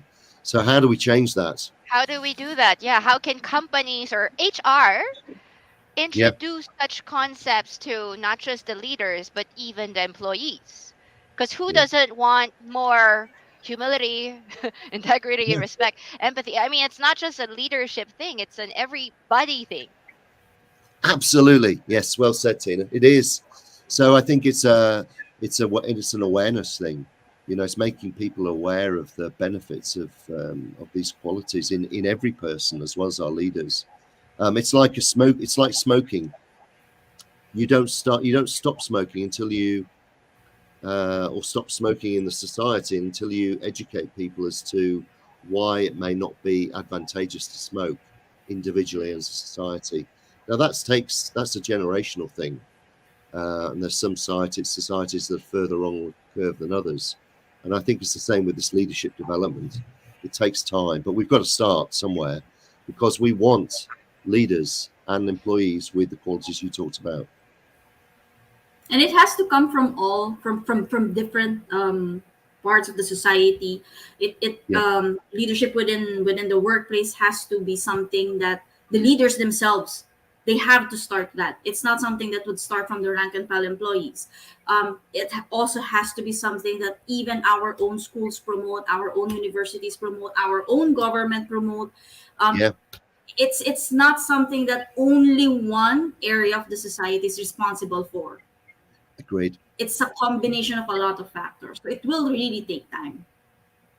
It will. How can we help as human resource practitioners? Well, I think we can be part of the education process. And of course, leaders, they don't have to be CEOs or C-suites. There are leaders in every organization that don't have the title, but perhaps have the influence and have the attributes. So we can encourage them, hopefully, to spread the word and to do good things. Um, So we have a question from our audience. Amelia Felix mentioned, how does mental toughness or resilience help employees achieve their KPIs and contribute well to the organization? Thank you, Amelia. So, mental toughness is a framework, and it's really around being organised in your thoughts, organised in the way that you apply yourself. So, I think in that sense, it's not. There's an aspect of mental toughness that relates to what we're talking about in terms of those leadership skills, those innate skills or attributes. But this particular question relates to mental toughness in having an identity, a routine, working to that routine, developing good habits that make you consistently good at what you do. Develops your focus. It develops your ability to respond to changing circumstances. It helps you be more confident, more in control. It helps you be calmer. So really, what it's trying to do is set out a framework where you just think in a more ordered, structured, calmer way to operate every day and to have better routines, better habits. And in that way, then you can achieve your KPIs and also you can be a happier person because you're in control. You're kind of thinking every day, I've got this. Whatever happens today, I'm going to win some and I'm going to learn some. Even if I fail today, I'm going to learn something from that. So I'm calmer already, and I've got a broader perspective. So that's the way that it helps. Really, it just gives you a framework for better well-being and better performance. When you were talking about mental toughness a while ago in your presentation, I think a lot of viewers were gauging on how mentally tough they were. Like, are Yes, yeah, you more mentally sensitive, or are you more mentally tough? And I think the framework that you said is more of a frame of mind. The yes, problem yes, is for mentally sensitive people, it's a frame of heart. And it's yeah. probably something that they find hard to control. Like, how do you, if you're really sensitive and empathetic and you feel for the other person, it's a character that you've had ever since, probably since you were young and growing up and, graduating from college and finding work. How do you like change that? Because it's so ingrained to how you are as a person and the values that you've had. And yet, because of such qualities, maybe you suffer, right? So it's not Tina, always a good thing, right? So how do this you is great. change that?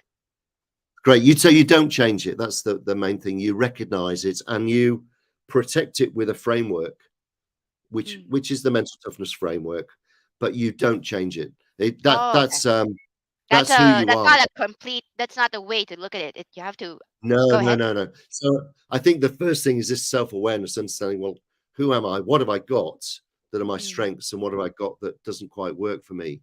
Yeah. And for most people, if you've got empathy and creativity and sensitivity, that's a great advantage. But what you don't want, you want to be able to protect that with a mindset framework that encourages you to be those things, but also gives you a bit of a framework that you can capture that in a habit or a routine so that it works for you better, that you don't get taken advantage of. Yes. So you can be you can be sort of strong on the outside, but also you can be sensitive and creative and empathetic.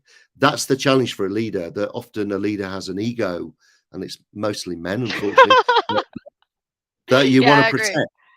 You're built that way. You've got an ego, so I've got to protect it. But really, as a leader, an effective leader, you've got to leave that at the door.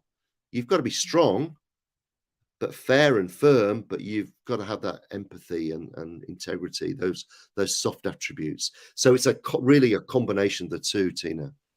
Most HRs are stronger from a mentally sensitive side. I mean, that's probably one of the reasons why they went into the profession. Yeah, But the problem is they're always dealing with somebody who is very mentally tough, like that's the right. CEOs and the VPs. I mean, they're really like very practical people. Yeah. How does a mentally sensitive person deal with a mentally tough person and actually it's easy to change yourself, but how do you change somebody else and make them a little bit more empathetic to the needs of your employees that you handle in it without Yes. Yeah. killing your career without So, killing your Tina, career. that's is probably the crux of the matter, isn't it? Really, that if you're mentally sensitive, you've got a big black cloud because you're dealing with a boss, perhaps, who is just hard ass. Really, excuse my Yeah, language, but like terrible. really, really tough, and there's no give or flex at all. So, how do you change them? Well, first of all, you can't fear that situation. You've got to learn to think about how you're going to approach that situation, rather than just get flustered and feel that you're out of control. So you want to get control of that situation. So there's an element of working on yourself, but then there's an element of working on that person, as you say, and to somehow build a bridge with that person so that step by step you can get them to be a little more they empathetic, because they understand that your way might be the best way. Now, you're not going to do that first time, second time, third time, fourth time, but if you can slowly build a bridge and develop their trust and their confidence, Mm. you can change a situation. But it's tough because they've got to want to change, and sometimes they don't. So that bit's probably another workshop that we could work through, because that's probably the most that's the situation that we come across most. So what How is a you're mental saying, sensitive? Paul, is that you're talking about respect because a lot of Yeah, mentally tough people look down on mentally sensitive people because they think that such empathy might be a weakness. They actually just ignore the mentally sensitive people because you're crying. So we'll just leave you to cry until you're better. But one way that mentally sensitive people, as you've just mentioned, is that to earn the respect of mentally tough people, to show them actually that your way is right. Because when there's a life problem, when there's a company problem, there are two ways to deal with it: with heart, without heart. And Yeah. a lot of people would just choose the without heart because that's the most easiest, practical, Yeah. most KPI based way to go, especially if you're a leader. But it doesn't work sometimes, because sometimes if you push too much, the team becomes more demotivated. Some leave, and then maybe many people leave, and Yeah. sales go down. So that mentally tough person gets, is the problem. It's the boss is the problem, because he's as you mentioned, a hard ass. But if a Yes. mentally sensitive person can come in and actually say, we do it this way, not the crying way, but this way, with which we do it with integrity, respect, some empathy, honesty, humility, then, and then the team actually becomes stronger as a result. The company will shift and follow that style more because it works more effectively. And then Absolutely. that way you actually make changes without, bullying, which you've talked about a while ago, is like you're taking people to a journey. But you Yeah. have Yeah. to, a lot of people think it should be fast, but it's actually a process. But given that, It is. Paul, we've mentioned a while ago that you were the APAC CEO of Michael Page. A lot of us want to be CEO of Michael Page. How does one? No, I'm serious. Like, who doesn't want to be a CEO? I want to be CEO, APAC CEO. I'll be happy with a Philippine CEO, but APAC CEO of Michael Page. How did you do that? And how did what you've taught us today contributed to you actually being a CEO of a huge, respectable organization? Because many of us want to be CEO. We want to pay. If I'm being honest. Well, that's a long story, but I was with the organization before, and perhaps the relevant points. So I was with Michael Page for 5 years, and I was lucky. I was appointed managing Right. director in Australia, and then more broadly to take over Asia. But How? I think How? I was lucky. I had a boss who recognized that it was important to promote somebody with people skills, not profit skills, or a combination of the two. So my qualification is I went to uni and I became an accountant.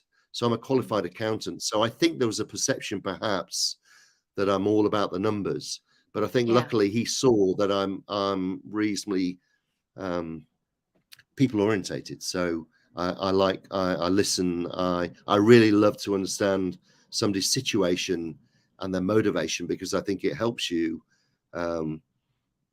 help them to get what they want, and therefore helps you get what you want. So I think I was really lucky. I'm lucky that I was in the right place at the right time. He saw some attributes that I had. He didn't have to see them, but he did. So then I got promoted, and I was in that role for 10 years. And in fact, I only left that job because I wanted to start my own business. So and which I did with a colleague. With the people person aspect, right? You've mentioned in Mm. leadership. Where do we start? Like normal, like you take it for granted you have it. But where do Yeah. we start learning about it? Because not everybody, especially our viewers, I mean, like, how do you actually gain that no, there's no teacher. There's nobody. Where do we start? How do you develop that even? I think coaching, mentoring, and I think this is a brilliant forum, Tina, because I think this is where people do learn, and they do learn from the mentors that you have on the program. But I think often people learn from an environment. They see leaders that are definitely leaders they don't want to be like. They see leaders that they do want to be like, so they learn on the job. But also, organizations now are starting to appoint coaches or mentors who can help develop sort of attributes that people have got, but they can help them develop them faster, further than they do. But there's very rare that there's a, as you said, there's a sort of a university degree in empathy. There might be somewhere, but they're not mainstream. Maybe in 10, 20, 30 years there will be, but we're not there yet. It is a journey. So you just hope in an organization that you're with an organization that recognizes the skills and the attributes that you've got and promotes you on that basis. And there are an increasing number of organizations like that. They're just not yet in the majority. And you mentioned about mental toughness, right? I mean, like, Rona, how do you fare in the mental toughness scale? Mentally sensitive, mentally tough. Where would you both be? I'm a 6. I'm a 6 probably. I'm in the middle somewhere. Whereabouts? What are you two? I'd probably be in 5 or 6. Yeah, I would be there. I would lean more on mentally sensitive than mentally tough. And that's just fine. I was like, I'm super mentally tough. So it's so bad. It's really bad.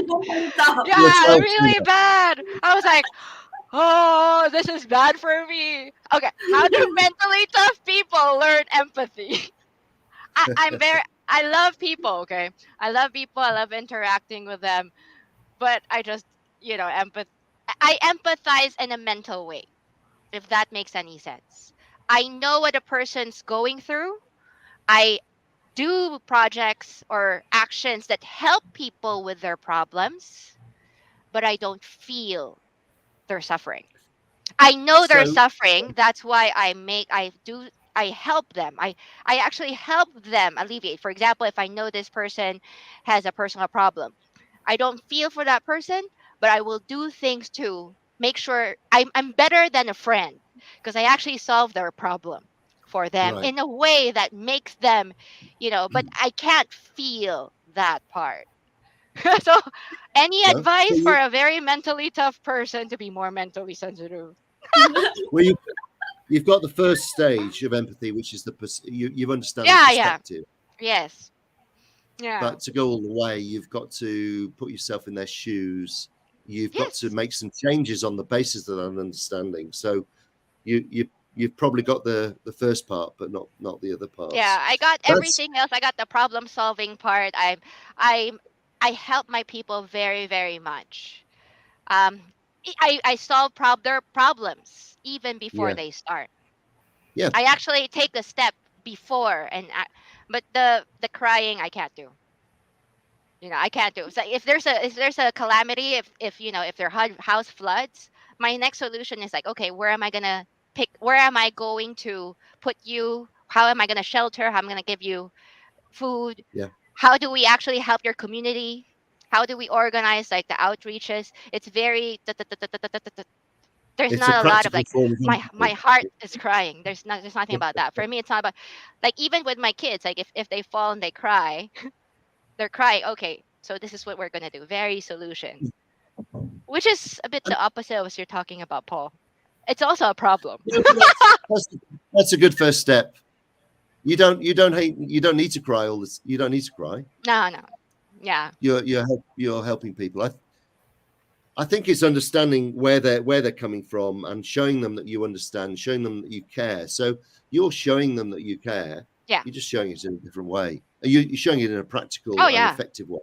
Yeah. Yeah. Very, very effective way. I think that's one thing that people have to understand, that when we say, when we see someone who's mentally tough, doesn't mean that person is unfeeling or that person doesn't understand what's happening. It's just that they are processing things, the situation, whatever it is that they're going through, in a different way. I think that is where we have to start, because if we see mentally tough people like, for example, like Tina has a strong personality. So if they see her as a strong personality and they don't like her because of her strong personality, they are actually seeing only one portion of Tina and not the rest, not the whole package. They don't know how she processes things. And I think that's where people have to start. The understanding that we are, all of us, we are multifaceted. We cannot be, we should not define ourselves in only one way. Like, I'm just an HR professional and that's it. That's not your whole life. You're also a mother, you're a sister, you're a husband. You are all of these things, and all of these different things would call a different kind of mental toughness. The mental Mm. toughness as an HR professional is different from your mental toughness as a mom, as a dad, as a son, as a daughter. We have those different levels. It's true that this mental wellness, mental health, it's a spectrum. You're Mm. not at one specific point only. You're not in a fixed position. You can go to the both ends depending on the situation that you have. I think Yeah. that's one of the things that we have to keep in mind. And Well I said. think like for me it's all about, because I don't focus too much on the feelings. I mostly focus on the solution. So despite me not feeling as much, I actually do more. Because I don't spend a lot of time thinking about the problem. I actually just solve it and then get it done, and then solve it and get it done. So, I'm actually a very, very, very good friend, because I actually don't Yeah. need to you don't need to spend a lot of time with me for me to help you. You But I don't have a you don't question. Yeah. fuss, you just get it done. Yeah. Yeah, I just get it Yeah. done. But a Yeah. lot of our viewers, for example, watch the show because they're feeling really dissatisfied with where they are in life. A lot Yeah. of them are depressed. They feel that they don't have a lot of control. Maybe they don't have a lot of like money to, and they Mm. have some dreams that they want to achieve, but they're kind of stuck at the moment. And we're Yeah. talking about mental toughness. Like, how do you become mentally tough if the world is going against you? Because it's easy to be mentally tough if you have all the support you need. You have a good job, you have a good family. But what about people who feel that they're alone? And they probably are. How would Yeah. you what would your advice would be to them? So my advice is accept that's where you are at the moment. But from today, we're going to start on a journey of getting to where we want to get to, and being happier, being better at what we do. So today is the start of sort of an important journey. I think a lot of people don't have a sense of identity.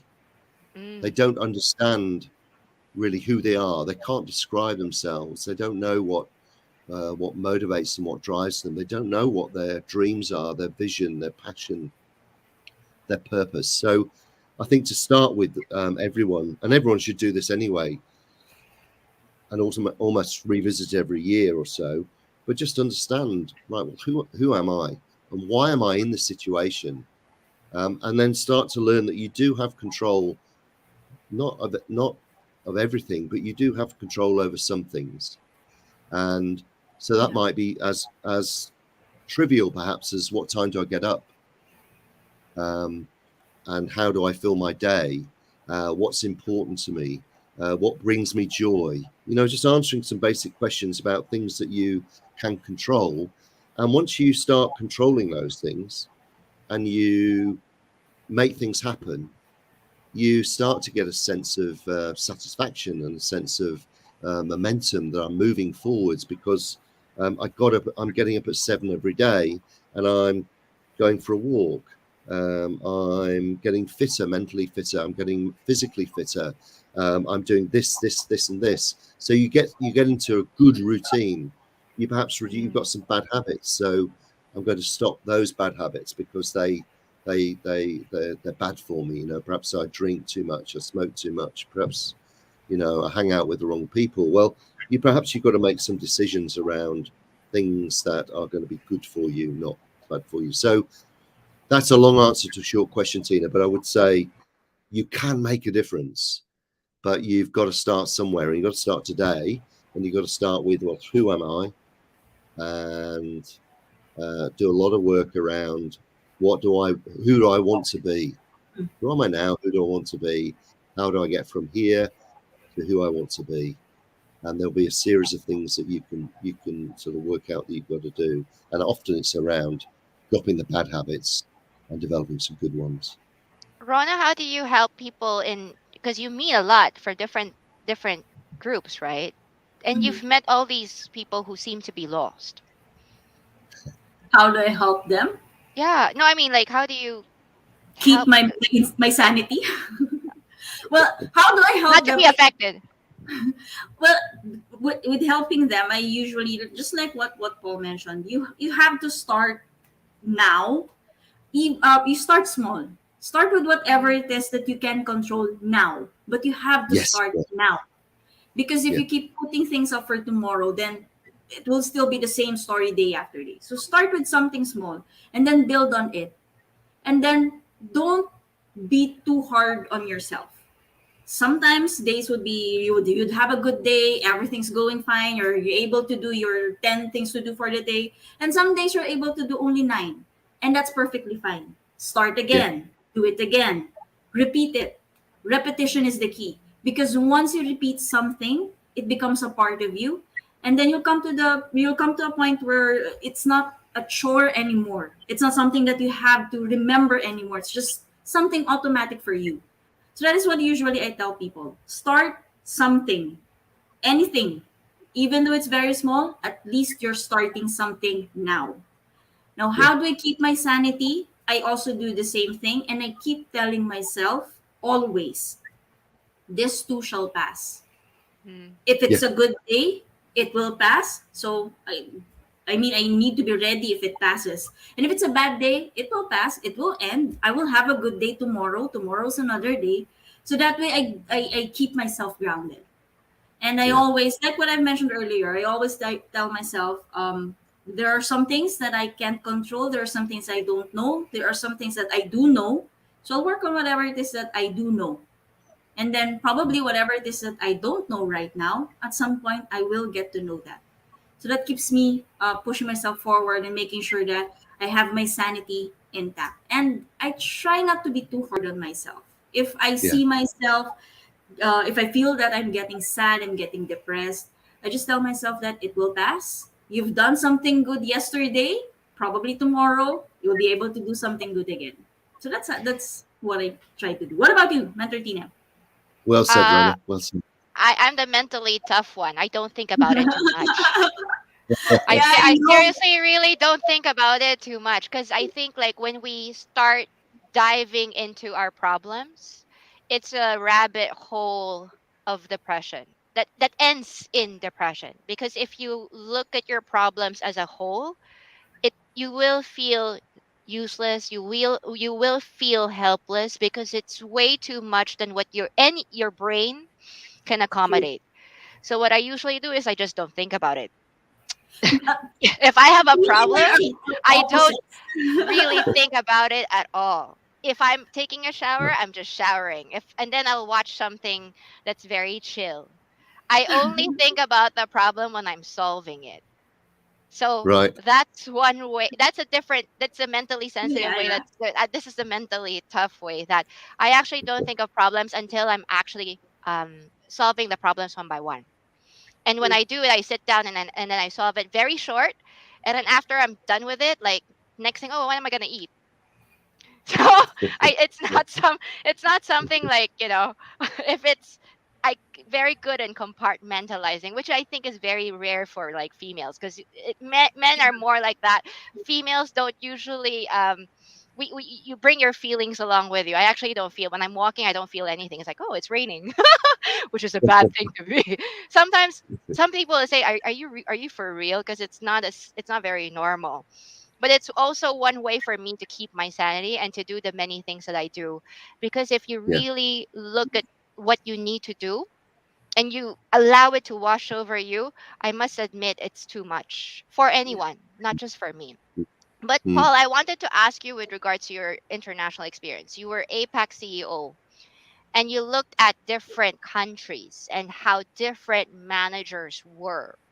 How would Mm. you describe the Philippine managers that you've met here, right? And how would you want to, make them even like which country managed it well, had a more different balance, and how is the Philippines faring with regards to people management skills? Because you've So, done APAC. You've so done good APAC. question. I think different societies um, there are different societies that sort of run their society in a different way, Yes. which may be more autocratic or it may be more democratic. In terms of it's the power of the nation, or it's the power of the people. You know, so which is which? So I think with the Philippines we have quite a generally a hierarchical type organizational style in most organizations, and that may reflect kind of the national characteristic. And I think that's very similar in quite a few Asian countries. Therefore, that affects the way that leaders lead organizations. Often it's in a more hierarchical fashion, because that's the way of society. That's the norm. Now, if I'm comparing, I was lucky enough to live in Tokyo for a while. If I'm comparing that with, say, the Japanese or Korean societies, or even Chinese societies, it's not as hierarchical. So there's more, there's more Really? focus on it. Yeah, Yeah. I mean, You'd think you know, Tokyo would be very hierarchical, right? Like with all the bowing. absolutely, that's what I mean. It is. So Philippines isn't I don't think is as hierarchical as Japan. That is Japan and China. They're societies that are very, very traditional, and therefore it's all around the status and ego, and it works for those societies, but it's very different than other societies. So, for example, in Australia, it's a very much more employee-driven type environment. So leaders, perhaps for better or for worse, and often it's worse, are they perhaps are less hierarchical, but it doesn't mean they're better leaders. It doesn't mean that they're strong or effective. There's still some challenges, I think, in Australia around the quality of leadership. But to get back to your question, you're trying to put me on the spot about where the Philippines is. So I don't think the quality of leadership is any worse or particularly any better than anywhere else. There are some organizations that are particularly good, others not so good. But as a country, it's got a certain style, which is a good style, and that's reflected in the way that their organizations are structured and led. Matriarchal, right? Like Yes, women here have more authority compared to maybe in China or in Japan. Is that correct? They do. That's right. Yes, I'd say that's right. Yeah, very much so. And we talked about perhaps more family-owned organizations. Yeah. So you're in the right place, Tina. If I was in Tokyo, like, I'm serious. Like, if you're in Tokyo, like, and you're female, like, you're the Xerox girl. You don't become like, it's hard for you, like VP or head of any company. A lot of people take into account, like, everyone's saying that the Philippines has a glass ceiling. Should actually go to Tokyo and see how high the glass ceiling are for women. Like, you're probably not even like manager level. No, you're right. like the assistant to the manager. Yeah. But I think it's the same everywhere else. I think the wives still rule the house in Japan. I mean, the men are still afraid of their wives, no matter how high they go. There's still a respect for the That's wives. globally the case, Tina. But I think if that's the case, going back to our topic, Philippines is more matriarchal. There are a lot of females who are in leadership roles, which actually shows that mentally sensitivity works. Because like, if it's like, for example, if you're in Japan or China, like, you can't be mentally sensitive because you'll be laughed at. It's a symbol of weakness. But here in the Philippines, it might be that, what do you call it, that magic formula on how you can grow in your career as a C-level executive, because it actually works here in this country. You want a combination of both. So you want to be both mentally sensitive and mentally tough. It's getting the right combination, I think. And I think you've got that, Tina. You mentioned it's a mentally tough exterior, but there are elements of mental sensitivity, and that's what you want. And it's more likely in a matriarchal organization that you're going to get that sensitivity. Interestingly, in all the studies they've done around mental toughness, men and women are equally mentally tough or mentally sensitive. But it just so happens that women are slightly more resilient, That's true. in control, committed, more highly committed. Men generally are slightly more confident and more willing to take risks. So that might be in our, millions of years ago, that might be in our DNA, but that's broadly, overall, very much similar levels of mental toughness, but slightly different in terms of, this unique mental profile I mentioned. Well, men tend to be more risk takers, more confident. Women tend to be more reliable and more in control of situations. They're just elements that are sort of more female orientated and men orientated. So still have to be Men not very being balanced. committed, that's the first, isn't it? Yeah. Still have to be very, very balanced. And I think like if HR leaders want to actually rise up and be CEO, Yeah. right? People management skills do matter. And with that, could you give us, last words? Like you've embodied that. How do you share your skill to other people? Because you said you became where you are today because, yes, you do have the technical background, but you do have the people management skills. Could you please share with us how we could too? So I developed mine by accident because I didn't like talking much and I didn't like confrontation. So what I started doing was listening, and in conversations, listening to people, and I realized that gave me a great advantage because I wasn't thinking about what I was going to say next. I was thinking about what somebody was saying and what they meant and what they understood. And then I realized that I didn't particularly like confrontation. So what I also developed was understanding that if you could work out where somebody was, what they were about and what they wanted to achieve, what their motivation was, and you could work out a situation that helped them and helped you, or help them and help me, that I didn't need a confrontation. I could just find a solution that would work for both of us. So to be honest, it just happened by accident. But then obviously once I realized that was a benefit, then I worked on it. So what would I say to people? I'd say, I'd probably replay what Rona was saying about her experiences, but I would say listening is probably one of the most important things. So listen to understand. Don't listen to work out what you're going to say next, but listen to understand. And that listening is going to give you all sorts of clues with dealing with people. And then try and work out, well, do I agree with that person? Do I not? How can I help them? And do that in a respectful way. So I think it's a bit of a learning curve because it's not natural. We're not naturally built, or men aren't naturally built that way.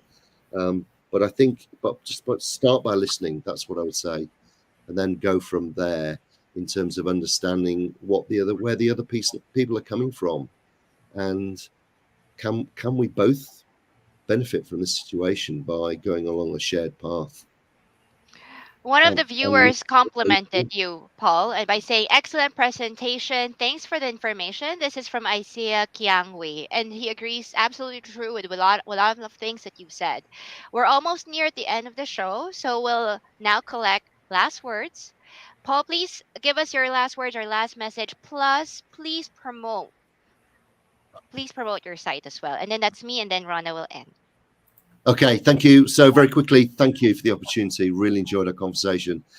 Just for everybody, mentaltoughnessscentral.com.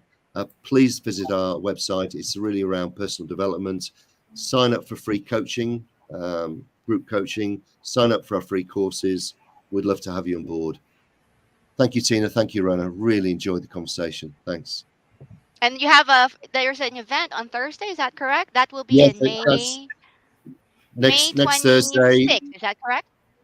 That's right. We've got a group coaching course, which is free to join up and free to enter. So they have to go to the QR code, is that correct? QR code, or type mentaltoughnessscentral.com/free membership, sign up, and then what's the next in order to join this group? The next thing is that you'll see how to join up for next week's coaching, next Thursday. So for Page 6. me, I'm going to mirror what Sir Paul said a while ago. Okay. A lot of HRs believe that they are either for employees or for management. But I think what Paul has reiterated today is that HR is actually in the middle. You're actually Right. having a conversation between two different parties with two different interests. So usually for me, like people management, as what Paul was saying, and I will just reiterate, is that you actually, if you're working as HR, most of my job is all about making sure that everybody's okay with the direction that, whichever group is has picked. In Mm. order to do that, you have to be actually very balanced and don't see each other as conflicting, Yeah. especially now in the Philippines, or especially in different companies, or when you're in a group. Everybody thinks it's all about winning or losing. Yeah. Everybody's thinking it's either my point or his point. So they always think that issues are exclusive to each other. So Mm. one reality is mismatched to another reality. It's all about black and white, you know. It's label. It's about employees versus employer. It's all about like salespeople versus like people in the back office. So when you handle an organization, it's always about one party versus another party, and one has to win and the other one has to lose. Mm. In my experience, in terms of like as what just Paul just mentioned a while ago, we have to remove the mindset that it's all about winning, that it Yeah. has to just be one party who wins. Because Mm. in life, it's all, both can coexist. Even if you say that perspectives are different, it doesn't mean that you have to discard one completely in favor of the other. So the most important thing for anyone, like somebody with people management skills, with people with mental toughness, or people, what mentioned by Paul a while ago, is you have to be the one to put the two things together and to sell that idea that both can coexist at the same time. And that includes actually listening. Because if you're too pro management, you're trying to sell employees the idea of management, which is okay, we're going to do this way. The problem is if you fail to listen to people's feedback, even if they accept it initially, they will fight back against that concept in the future in ways that you will not expect and you will not like. So if you want to completely sell an idea, you have to remove the idea that it's a management idea, hence you have to accept it. You can sell a good idea, not management idea, but a good idea. If it is an idea that is good, Yeah. reasonable, fair, balanced, and people get why it's the way, that direction that should be done, they will accept it. Because which employee do not want their company to win? If the Yeah. company makes more money, you're going to have a good bonus next year, Yeah. right? It's really a win-win. Like if your company fails or goes out of business, next year you're probably going to be cut. So I think it's a change of frame of mind, that Yeah. when you want to handle people, when you want to be mentally tough, when you want, empathy, it's all about finding a way that both sides can accept. And that Mm. involves a bit of compromise as well. So Yeah. for me, I always tell management, it's like, okay, I like this idea.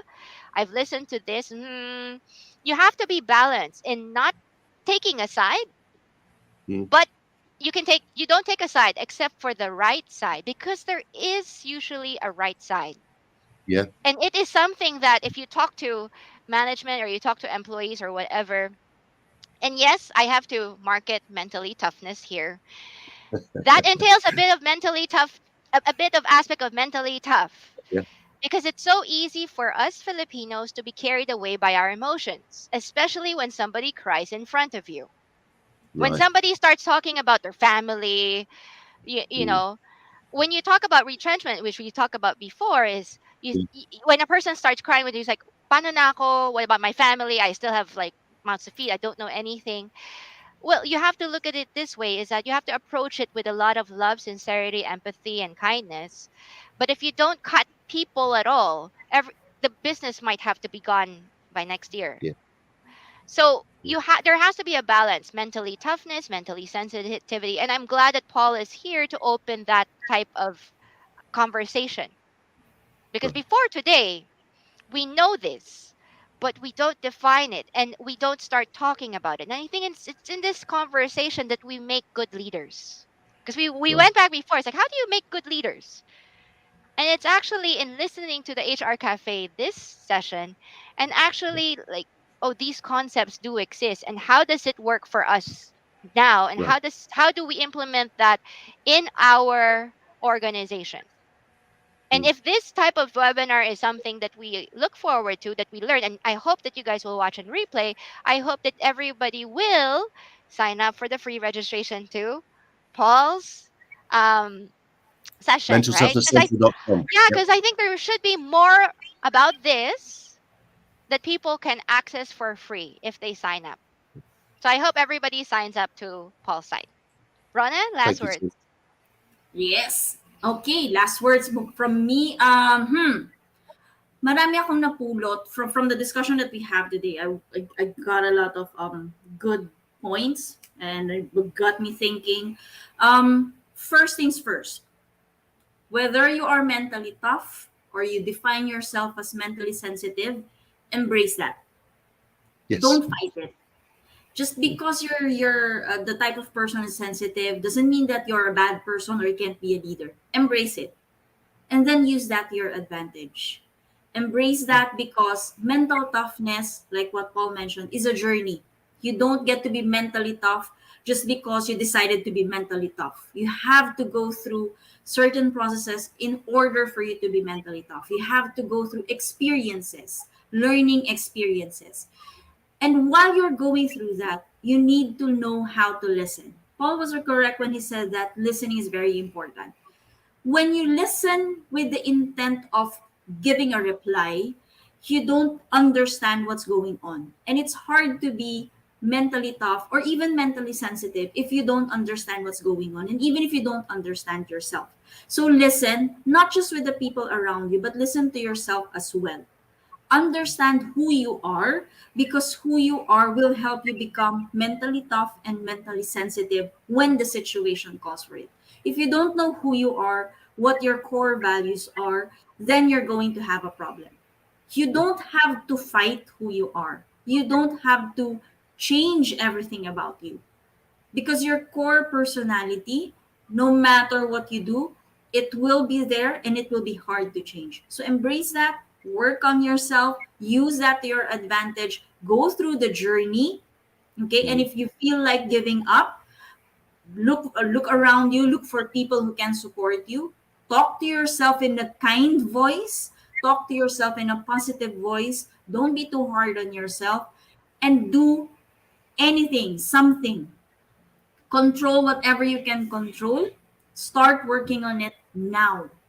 Okay, no matter how small that thing is, start working on it, and then later on it will become a part of you, and then work on the next project that you have for yourself. Yeah. Okay, so that's it for me, that's it for us. Thank you everyone for joining us, for staying with us. 5:30 overtime tayo na 30 minutes, but thank you so much. And we hope to see you in our next episode of HR Cafe, Usapang Trabaho, Buhay at Iba Pa. This is Mentor Rona and Mentor Tina signing off. Thank you so much, Paul, for spending time with us. And Thank we'll you, see Tina. you Thank next you, Rona. time. Bye, Will do. everyone. Have a great Bye. Sunday.